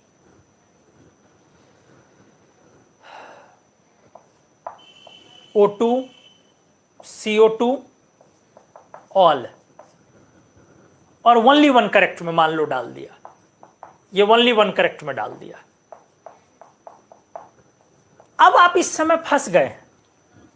अब आप अगर चाहें कि सर ने बोला Ag2O तो नहीं, Ag और CO2, तो ओनली वन करेक्ट में अगर ये क्वेश्चन डाला तो Ag और CO2 तो आप ले ही नहीं सकते। आप समझ रहे हैं आप चीजों को, मतलब अब इस क्वेश्चन को डालने वाले को यही पता है कि वो भी आएगा फिर वो टूट के ये देगा, लेकिन ऐसा नहीं होता है, वो भी आएगा फिर वो टूट के, ऐसा नहीं होता है, ठीक है। लेकिन चलो, आप उस समय में आंसर क्या करोगे, आप तो लड़ सकते नहीं हो, आंसर आपको डी करना पड़ेगा। तो चलो, हमने आपको बताया। इसी तरीके से अगर दोस्त HgCO3 को आप हिट करो, Ag2O का कलर हमने ब्राउन आपको सिखाया था, तो चलो इसमें भी क्या आया, HgO plus CO2, फिर HgO is unstable, so decomposes rapidly to give Hg plus O2, the final product is Hg plus O2 plus CO2। और Hg किस फॉर्म में आएगा, सॉलिड, लिक्विड या गैस, तो मर्क्यूरी लिक्विड फॉर्म में आएगा। Clear होना चाहिए आपका। नेक्स्ट देख लो, अगर मैं H2CO3 लेता हूं, हालांकि H2CO3 कार्बोनिक एसिड, ये मेटल कार्बोनेट नहीं है, लेकिन फिर भी चलो इस पैटर्न पे ही तोड़ सकते हैं। एकदम काफी लो टेम्परेचर पे टूटता है, ये काफी लो टेम्परेचर पर टूटता है H2CO3, और क्या दे देगा आपका, वही ऑक्साइड प्लस CO2। क्लियर है। चलो मैं आपको एक क्वेश्चन ऐसे देता हूं, तो मैंने क्या किया, S ब्लॉक से भी एग्जांपल लिया है, P ब्लॉक से भी एग्जांपल लिया है, D ब्लॉक से भी एग्जांपल लिया है। हमने बोला कि एल्कली मेटल आप नहीं ले सकते उस पैटर्न में, लिथियम ले सकते हैं। तो एक बार लिथियम का एग्जांपल ले लो, Li2CO3, इसको हिट करोगे तो दोस्त क्या आएगा, sir Li2O plus CO2। Clear है। सोडियम कार्बोनेट को हिट करोगे तो क्या आएगा, मेरा अगला सवाल है, अगले पेज में मैं सॉल्व करता हूं। स्क्रीनशॉट ले ले आप तेजी से please.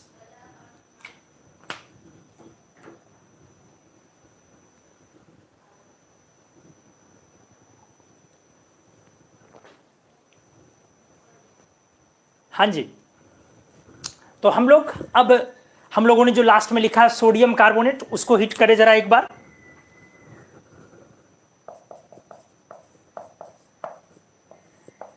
Actually no thermal decomposition, किसको, जो आपका सोडियम, पोटेशियम, रबिडियम और सीजियम है ना, इनके कार्बोनेट को आप कितना भी टेम्परेचर पे हीट कर ले, नो डिकम्पोजिशन। बहुत ज्यादा करेंगे तो they melt, they can melt at very high temperature, लेकिन they won't decompose at all, इसलिए टूटेगा नहीं। तो आप इसीलिए इनको थर्मली स्टेबल कार्बोनेट बोलेंगे। क्या बोलेंगे? मतलब एस ब्लॉक, पी ब्लॉक और डी ब्लॉक में सिर्फ यही 4 कार्बोनेट हैं जो आप कुछ भी कर ले, आप इनका डिकम्पोजिशन नहीं कर सकते, ये टूटेगा नहीं। फिर भी जब टूटेगा ही नहीं तो इनकी स्टेबिलिटी का जो ऑर्डर होगा वो कैसे निकलेगा? जाहिर सी बात है, स्टेबिलिटी का ऑर्डर तो डेल्टा जी पर बेस्ड होता है, तो इनकी थर्मल स्टेबिलिटी का जो ऑर्डर होता है हमने पढ़ा है, इनवर्सली प्रोपोर्शनल 5 डेल्टा जी पर बेस्ड, Li2CO3 Na2CO3। आप समझ पा रहे हैं ना? टूटेगा नहीं, लेकिन स्टेबिलिटी का ऑर्डर तो निकलेगा ना, क्योंकि हीट ऑफ फॉर्मेशन और डेल्टा जी जो फॉर्मेशन है उसके हिसाब से तो डाउन द ग्रुप जाने पे डेल्टा जी आपका जो फॉर्मेशन है नेगेटिव में बढ़ेगा। चलिए आइए, तो एक क्वेश्चन मैं लिख रहा हूं ध्यान से। Arrange these carbonate salts in their decreasing order of Kp values when they heated at a fixed temperature in different closed vessels।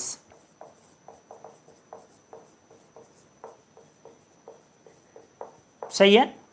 पहला मैंने दिया लिथियम कार्बोनेट, दूसरा सीजियम कार्बोनेट, तीसरा बेरिलियम कार्बोनेट और चौथा बैरियम कार्बोनेट। मैं आपके साथ बैठ रहा हूं, आपको इस क्वेश्चन को सॉल्व करना है, ऑर्डर बताना है डिक्रीजिंग, पहले बड़ा वाला फिर छोटा वाला।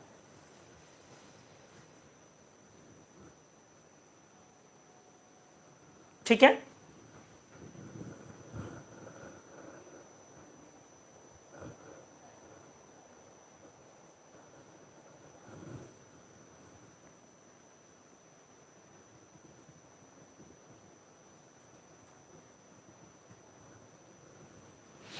Arrange the following carbonate salts in their decreasing order of Kp values when they heated at a fixed temperature in different closed vessels।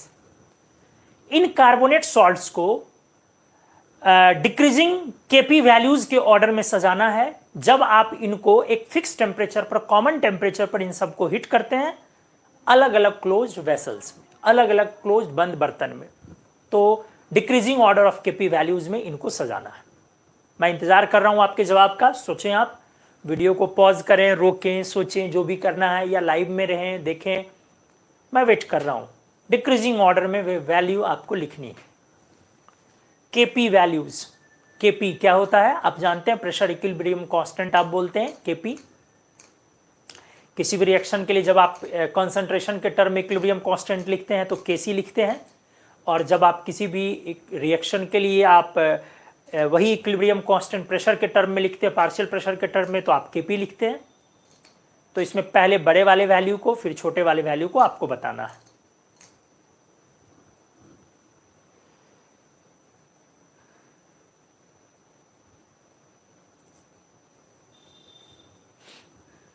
अच्छे से सोच लें आप, बिल्कुल जल्दबाजी नहीं करनी है हम लोगों को।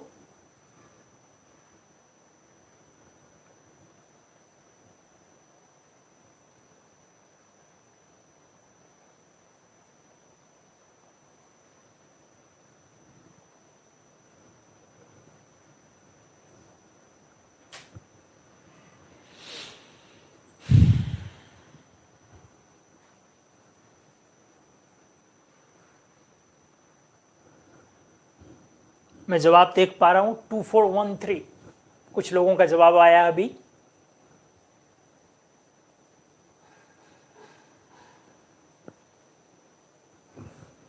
2413।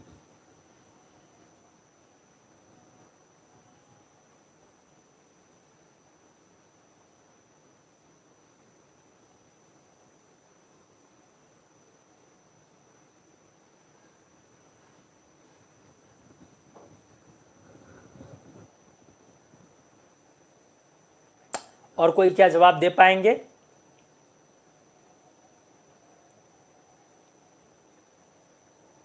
और भी जवाब आ रहा है। 2413 फिर आया है, फिर 2413 आया है। गुड, लगातार सारे लोग जवाब जो भी दे रहे हैं 2413। Good, very good. एक जवाब आया है 2431। विकास जायसवाल 2431। किस स्टेट से हैं आप विकास जायसवाल? शुभम कुमार 2431, नीलम सिंह 2413,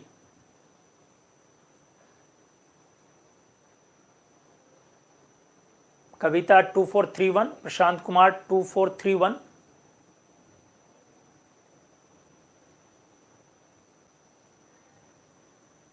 टू फोर 13 ज्यादा लोग दे रहे हैं। 2431 में 2 जवाब 3 जवाब आ रहा है। प्रशांत कुमार,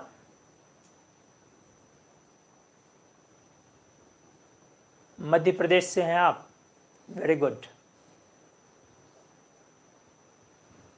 चलिए आइए, अब मैं इस चीज को सॉल्व करता हूं, ठीक है। कुछ लोगों को यह कॉन्सेप्ट अभी पल्ले नहीं पड़ा होगा, यह भी हो सकता है। चलो मैं दिखाता हूं, अच्छे से देख ले। मैंने बोला कि जब भी आप, पहले तो आपको समझना पड़ेगा कि आप जो इक्विलिब्रियम कांस्टेंट लिखते हैं, जो आप इक्विलिब्रियम कांस्टेंट लिखते हैं वो इन टर्म्स ऑफ केपी लिखते हैं, केसी लिखते हैं। तो केसी डायरेक्टली प्रोपोर्शनल होता है कंसंट्रेशन के, कंसंट्रेशन ऑफ प्रोडक्ट्स के, नहीं। और केपी जो होता है, हालांकि वो आप रेशियो लेते हैं, इसमें कोई दो राय नहीं है। और ये पार्शियल प्रेशर ऑफ प्रोडक्ट्स के,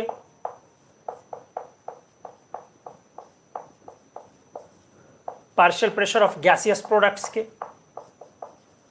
तो जब आप इन कार्बोनेट्स को हिट करेंगे तो सीजियम कार्बोनेट तो टूटेगा ही नहीं, तो आपका मेटल ऑक्साइड आएगा सॉलिड, और प्लस CO2 आएगा गैस। तो जाहिर सी बात है, जब एक ही गैसियस प्रोडक्ट है, ना रिएक्टेंट में कुछ है ना प्रोडक्ट में कोई गैसियस है, तो जो आपका केपी वैल्यू होगा वो डायरेक्टली प्रोपोर्शनल हो जाएगा पार्शियल प्रेशर ऑफ CO2 इसके, क्योंकि बाकी तो सॉलिड प्रोडक्ट है। तो जो इक्विलिब्रियम प्रेशर कांस्टेंट होता है, प्रेशर कांस्टेंट होता है वो partial pressure of CO2 gaseous product के डायरेक्टली प्रोपोर्शनल। अब गैस का पार्शियल प्रेशर, तो आप पार्शियल प्रेशर को PI लिखते हैं, तो ये कैसे लिखते हैं? Pressure into mole fraction, pressure into mole fraction. अच्छे से देख लें आप, और कोई डाउट होगा तो मैं पूछने के लिए भी बोलूंगा। मोल फ्रैक्शन जो होता है आपका, वो डायरेक्टली प्रोपोर्शनल हुआ नंबर ऑफ मोल्स, और नंबर ऑफ मोल्स मतलब ये हुआ कि पार्शियल प्रेशर CO2 का तब ज्यादा होगा जब मोल फ्रैक्शन CO2 का ज्यादा होगा, मतलब CO2 का मोल्स ज्यादा होगा। मोल्स मतलब अमाउंट, CO2 का अमाउंट तब ज्यादा होगा जब इसका डिकम्पोजिशन ज्यादा होगा, एक्सटेंट ऑफ डिकम्पोजिशन ज्यादा होगा, मतलब inversely proportional to thermal stability of carbonate. नहीं, जितने कार्बोनेट की स्टेबिलिटी कम होगी, इसका डिकम्पोजिशन एक्सटेंट ज्यादा होगा, CO2 का अमाउंट ज्यादा आएगा, प्रेशर ज्यादा होगा, पार्शियल प्रेशर CO2 का ज्यादा होगा, और जितना पार्शियल प्रेशर ज्यादा होगा केपी वैल्यू ज्यादा होगी। तो अब आइए आप इन चारों के थर्मल स्टेबिलिटी को लगाइए, फाई के इनवर्सली प्रोपोर्शनल। तो सबसे ज्यादा फाई बेरिलियम 2+ का, तो वो सबसे कम स्टेबल। उसके बाद फाई लिथियम कार्बोनेट Li+ का, तब BaCO3, और तब CS2CO3। ये आपका थर्मल स्टेबिलिटी का ऑर्डर होगा ना दोस्त। इसका फाई ज्यादा तो स्टेबिलिटी कम, फिर फाई इसका बैरियम 2+ काफी बड़ा है, हमने आपको पढ़ाया है फाई में कि Li+ से का इवन फाई Ca2+ से ज्यादा है, हमने आपको पढ़ाया है। तो Ba2+ का तो और कम हो जाएगा। तो क्या थर्मल स्टेबिलिटी का ये ऑर्डर आया, तो केपी वैल्यू का रिवर्स ऑर्डर आएगा, BeCO3 कौन वाला है ये? 3 Li2CO3 Li2CO3 1 BaCO3 4 और CS2CO3 2। आंसर हुआ 3142। एक बार फिर से देख लो, मैंने पूछा है कि इन सब को decreasing order of KP values में सजाना है। तो सबसे पहले मैंने बोला कि केपी वैल्यू क्या है, मैंने बोला कि केपी वैल्यू क्या है, ठीक है। केपी वैल्यू है कि किसी एक बार मेरे को पहले बता दे, वॉइस क्लैरिटी सही है ना? आवाज क्लियर है मेरी?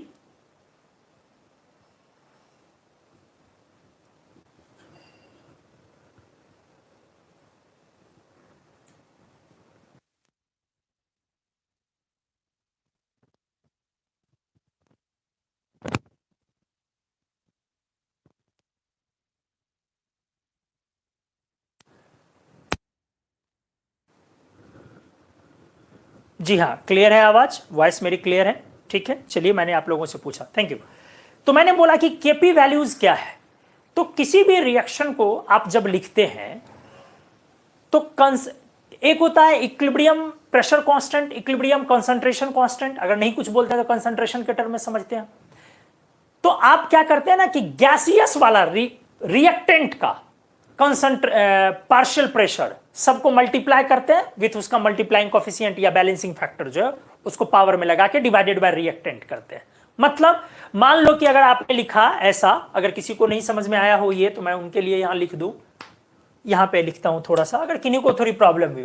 मान लो H2 + Cl2 लिखा हमने, HCl 2HCl हमने लिखा, तो इसमें ये भी गैस है, ये भी गैस और HCl भी गैस है। तो इस रिएक्शन का जो Kp लिखा जाएगा वो partial pressure of HCl balancing factor 2 divided by, और कुछ नहीं है प्रोडक्ट में, अब रिएक्टेंट का partial pressure of H2 to the power 1 into partial pressure of Cl2 to the power 1, ऐसे करके लिखा जाता है। मतलब क्या हुआ, प्रोडक्ट का इस वाले रिएक्शन में तो कहीं सॉलिड है हर जगह, सिर्फ CO2 एक गैसियस प्रोडक्ट है, तो Kp वैल्यू डायरेक्टली प्रोपोर्शनल हो जाएगा partial pressure of CO2। Partial pressure equals to pressure into mole fraction, और mole fraction directly proportional to number of moles. तो मोल्स जितना ज्यादा होगा मोल फ्रैक्शन ज्यादा होगा, मोल फ्रैक्शन जितना ज्यादा होगा पार्शियल प्रेशर ज्यादा होगा। तो पार्शियल प्रेशर CO2 का कब ज्यादा होगा, तभी Kp ज्यादा होगा जब CO2 का मोल्स ज्यादा होगा। मोल्स कब ज्यादा आएगा, जब स्टेबिलिटी कम होगी। तो स्टेबिलिटी में सबसे ज्यादा है सीजियम कार्बोनेट, तो सबसे कम स्टेबिलिटी है बेरिलियम कार्बोनेट, मतलब उसके केस में पार्शियल प्रेशर ज्यादा होगा CO2 का और Kp ज्यादा होगा। तो सबसे ज्यादा Kp हुआ BeCO3, फिर Li2CO3, फिर BaCO3, फिर CS2CO3। 3142 आई थिंक,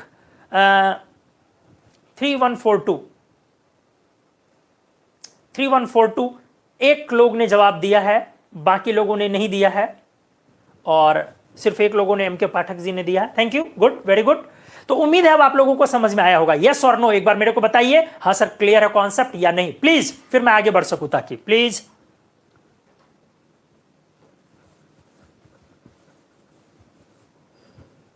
स्क्रीनशॉट लिया जाए।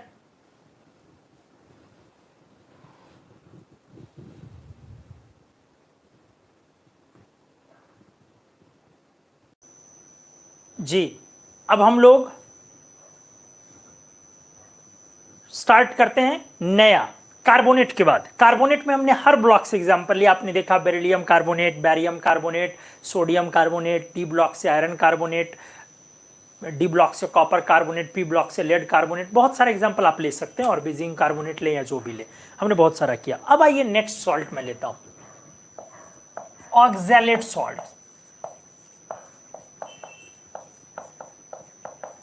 फिर बहुत सारे ऑक्सैलेट्स का डिकम्पोजिशन हम लोग एक साथ करने जा रहे हैं। हम लोग का थर्मल डिकम्पोजिशन आयोनिक कंपाउंड्स का चल रहा है पहला लेक्चर, बट बीच बीच में हम लोग एसिड को भी इंक्लूड कर लेंगे, क्योंकि वो भी मोर और लेस उसी पैटर्न पर आ रहा है। ठीक है, आ जाए। अगर आपने सामान्य ऑक्सैलेट लिया मेटल का, सामान्य क्या कोई भी लो, अगर आपने हिट किया, अच्छे से देखिए, मेटल कार्बोनेट आएगा प्लस CO प्लस CO2, बढ़िया से देख, बहुत मजेदार है। मेटल ऑक्सिलेट को अगर आपने हिट किया तो metal carbonate plus CO+CO2। Oxidation state carbon की कितनी है अच्छे से देख लें, 2x - 8 = -2 +3, और यहां कार्बन +2 और यहां +4, यहां भी +4, तो आपका रिडक्शन भी हो रहा है और आपका ऑक्सीडेशन भी हो रहा है। डिकम्पोजिशन के दौरान डिस्प्रोपोर्शनेशन बहुत ही रेयर देखने को मिलता है, लेकिन यहां हो रहा है। Disproportionation decomposition,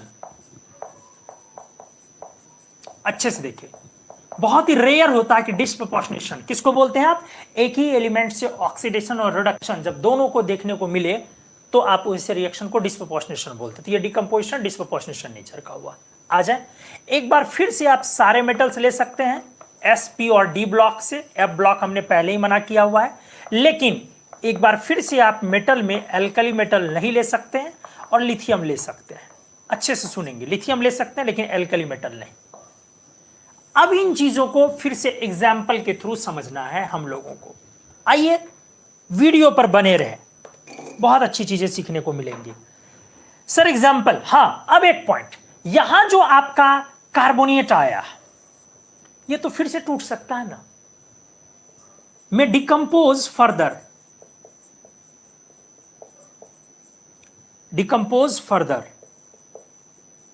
if T1 greater than T2।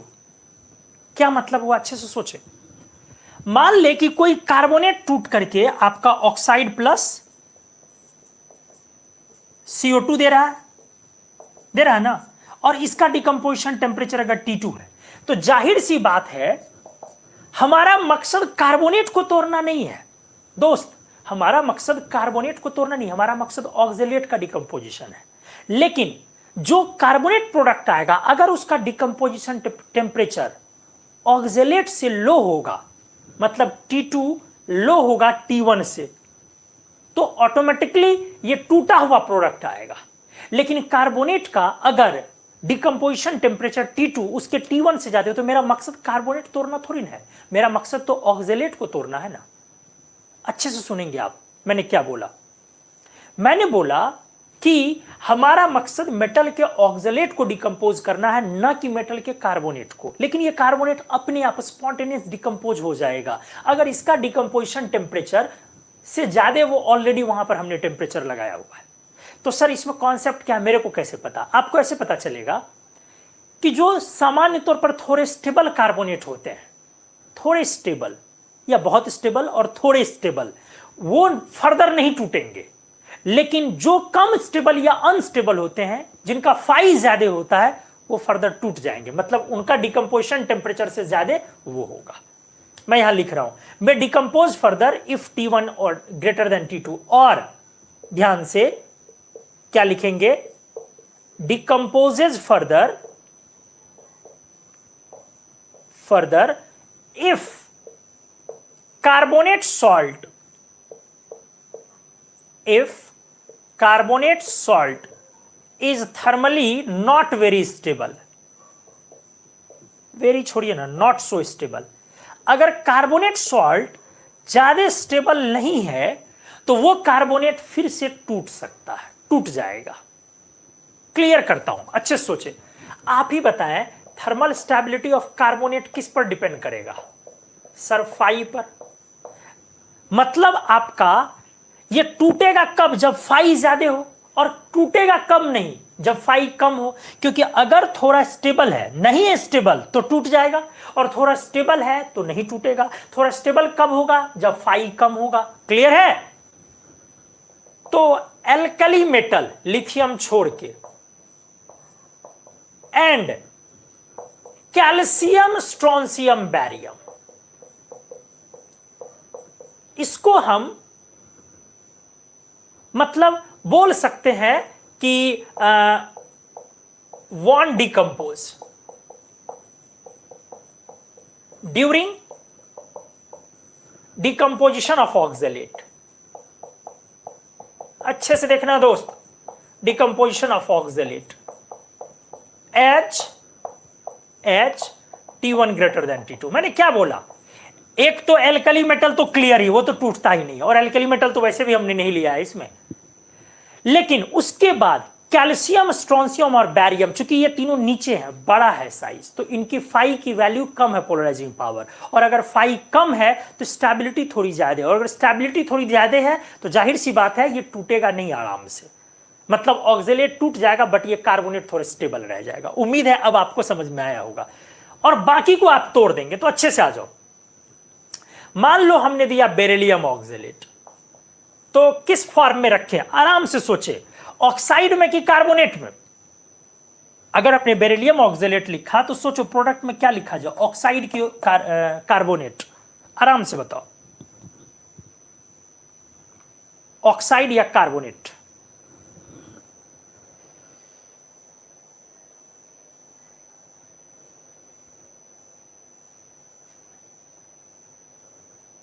क्या लिखा जाए यहां प्रोडक्ट, ऑक्साइड या कार्बोनेट?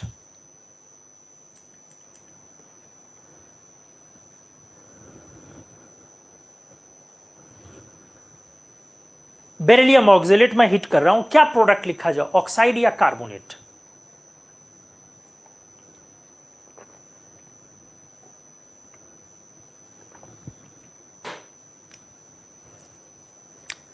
आपके जवाब का बेसब्री से इंतजार है। हिमानी शर्मा ने लिखा ऑक्साइड, एम के पाठक जी ने लिखा ऑक्साइड, और भी लोग जवाब दे प्लीज। कृतिका सिंह ने लिखा ऑक्साइड,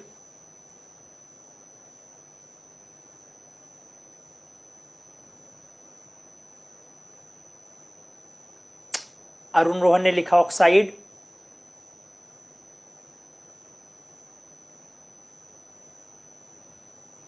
ऑक्साइड या कार्बोनेट क्या लिखा जाए प्रोडक्ट?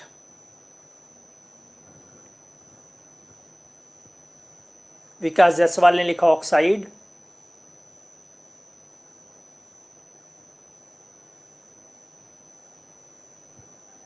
और भी लोग बोले, क्या किन्हीं को लग रहा है कि कार्बोनेट देगा या ऑक्साइड ही फील हो रहा है, तो प्लीज बताएं।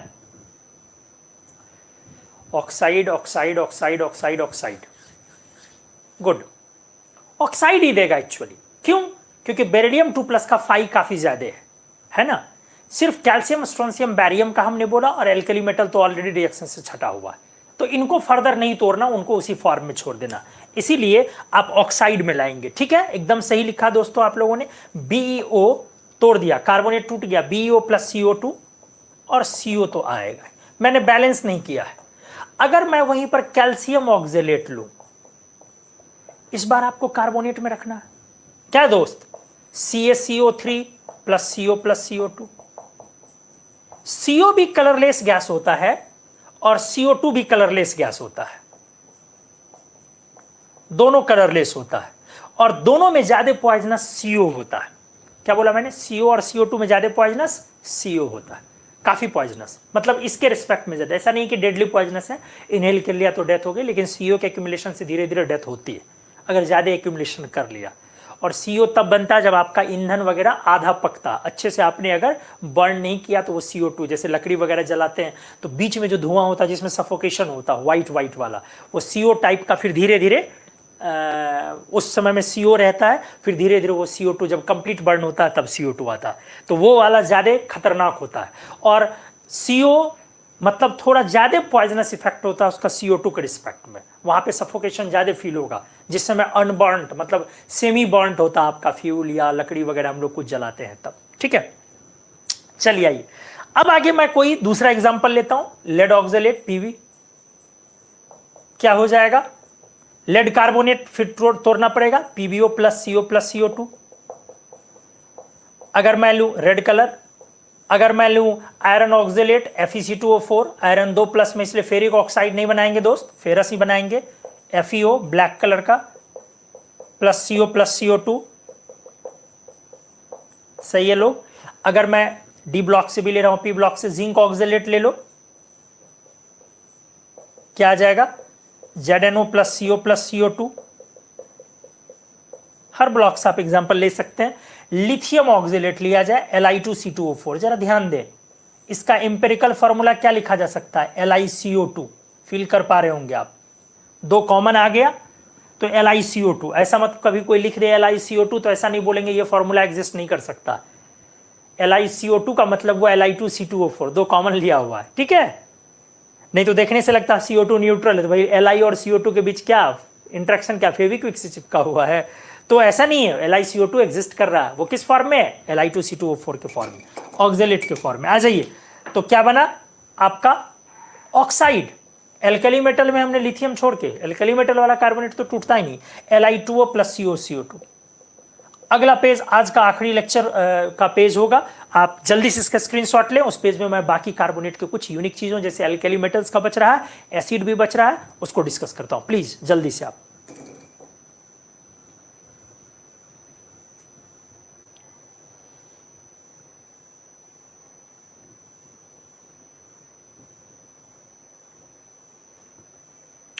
जी दोस्त आइए, अगर मैं बोलूं, ध्यान से देखें, अगर मैं बोलूं कि ऑक्जेलिक एसिड लिया जाए, मतलब उसी पैटर्न का आ गया, ठीक है। मैं जानता हूं ये सॉल्ट नहीं है, आप भी जान रहे हैं, है तो ये एसिड, लेकिन फिर भी अगर लिया जाए कि H2C2O4 ऑक्जेलिक एसिड को हीट करूं तो क्या बने, नहीं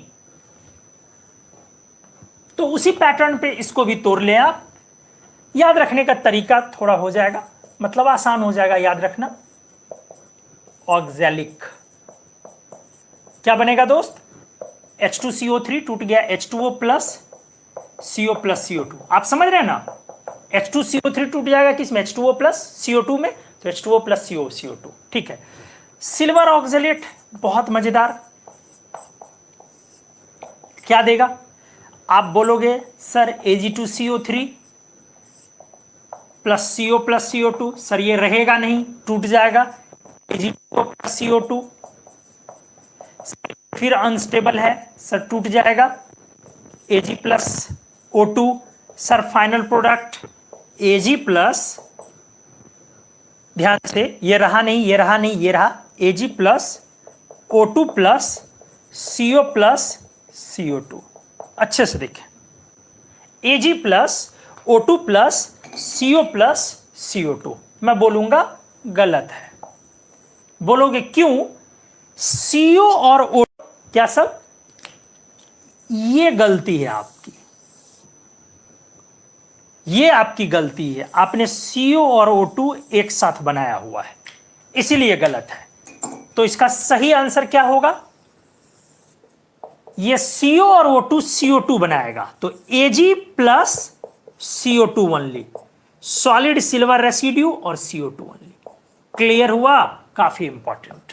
और इसको भी क्या बोल सकते हो, इंपेरिकल फॉर्मूला AgCO2। इसी तरीके से जब आपका HgC2O4 रहेगा तो दोस्त CO और O2, वहां भी CO2, तो मर्क्यूरी लिक्विड और प्लस CO2 ओनली। आपको अब समझ में आ गई होंगी चीजें कि कहां से कॉन्सेप्ट आया। अब आ जाइए, अगर मैं एल्कली मेटल के ऑक्जेलेट को तोड़ता हूं, अब आ जाइए, अगर मैं एल्कली मेटल के ऑक्जेलेट को तोड़ता हूं, एंड, लेकिन इस बार मैं लिथियम नहीं ले सकता हूं, वो ऑर्डिनरी में चला गया। मेटल का कार्बोनेट आता है, ऐसा नहीं टूटेगा, टूटेगा दोस्त, जैसे एल्कली मेटल का कार्बोनेट नहीं टूटा था, बट ऑक्जेलेट टूटेगा। मेटल का carbonate plus CO plus CO2 plus carbon solid residue, clear हुआ, एक एक्स्ट्रा प्रोडक्ट आता है। मतलब अगर आपने सोडियम ऑक्जेलेट को हिट किया, जिसको कि NaCO2 भी इंपेरिकल फॉर्मूला में लिख सकते हो, तो क्या बन गया, Na2CO3 plus CO plus CO2 plus carbon. Clear है, क्लियर है दोस्त। अगर आपने पोटेशियम ऑक्जेलेट को हिट किया तो क्या बना आपका, K2CO3 solid plus CO plus CO2 plus, तो कंपटीशन में बहुत तरह से क्वेश्चंस इसके पूछे जाते हैं कि जब आप एल्कली मेटल के कार्बोनेट को हिट करते हैं तो कितने तरह का number of oxidation state type आता है, ये पूछा हुआ क्वेश्चन है। ऑक्जेलेट को जब आप हीट करते हैं, सोडियम ऑक्जेलेट को, कितने तरीके का ऑक्सीडेशन स्टेट कार्बन का मिलता है आपको, तो जरा ध्यान दे। एक मिलता है +4, +2, +4, 0, तो तीन तरीके का, +2, +4 और 0। क्वेश्चन समझ में आया मैंने क्या बोला? How many types of values of oxidation state of carbon gets observed when Na2C2O4 is heated? Clear है? ऑप्शंस दिया गया 2, 3, 4, 5। आंसर क्या होगा करेक्ट? +2, +4, 0, तीन तरीके का। कौन कौन? +2, +4, 0। क्लियर है? अगर क्वेश्चन में दिया जाए कि beryllium oxalate, magnesium oxalate, calcium oxalate, strontium oxalate और बैरियम ऑक्जेलेट, थर्मल स्टेबिलिटी की ऑर्डर किधर होगी? फाई के इनवर्सली प्रोपोर्शनल। फाई इधर बढ़ेगा दोस्त तो थर्मल स्टेबिलिटी इधर बढ़ेगी। आप समझ पा रहे होंगे। तो आज हम लोगों ने आज काफी जम के एंजॉय किया कार्बोनेट। हालांकि आज हम लोगों का डिकम्पोजिशन स्टार्ट हुआ और हम लोगों ने बहुत बड़े बड़े एग्जांपल्स तो आज नहीं किए हैं, लेकिन फिर भी कुछ लर्निंग और थोड़े बड़े लेवल का भी हुआ है। कार्बोनेट और ऑक्जेलेट को हमने हिट किया और काफ़ी सारे प्रोडक्ट्स निकाले। मैं बता दूं कि जब थर्मल डिकम्पोजिशन हमारी खत्म होगी तो मैं पर्टिकुलरली थर्मल डिकम्पोजिशन का टेस्ट ऑर्गेनाइज कर दूंगा, वो चीज़ें हो जाएंगी। और आप सभी को एक बार फिर से बोलूंगा, लेक्चर्स को अच्छे से देखें, नोट्स को प्रॉपर बनाएं, रिवीजन करें, प्रैक्टिस करें। जितने एग्जाम्पल्स हमने लिखे हैं आज करीब 30-35 हमने डिकम्पोजिशन प्रोडक्ट लिखा है। इन प्रोडक्ट को आप खुद से नोट करें, रिएक्टेंट को, और उसका प्रोडक्ट खुद से तैयार करें और कॉपी से मैच करें। इस तरीके से आपकी प्रैक्टिस होती है।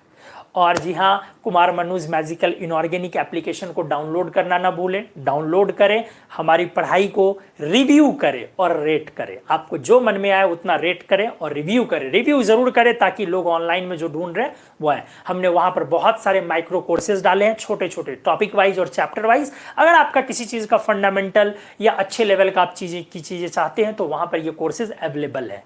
आप देखें और अपने दोस्त, मित्र, भाई, बंधु, सखा सभी को बताएं कि इनऑर्गेनिक केमिस्ट्री के लिए एक ऑप्शन है आपके पास, आप ट्राई कर सकते हैं। मैं हमेशा कोशिश करता हूं कि जो भी कोर्स है, हर कोर्स के साथ प्रैक्टिस सीट भी एडेड है। अगर कोई एक टॉपिक का, आयोनाइजेशन एनर्जी टॉपिक का भी कोई कोर्स ले रहा है तो उसके साथ 2-3 प्रैक्टिस सीट एडेड है। आप एक बार एप्लीकेशन पे जाके इस चीज को सर्च कर सकते हैं।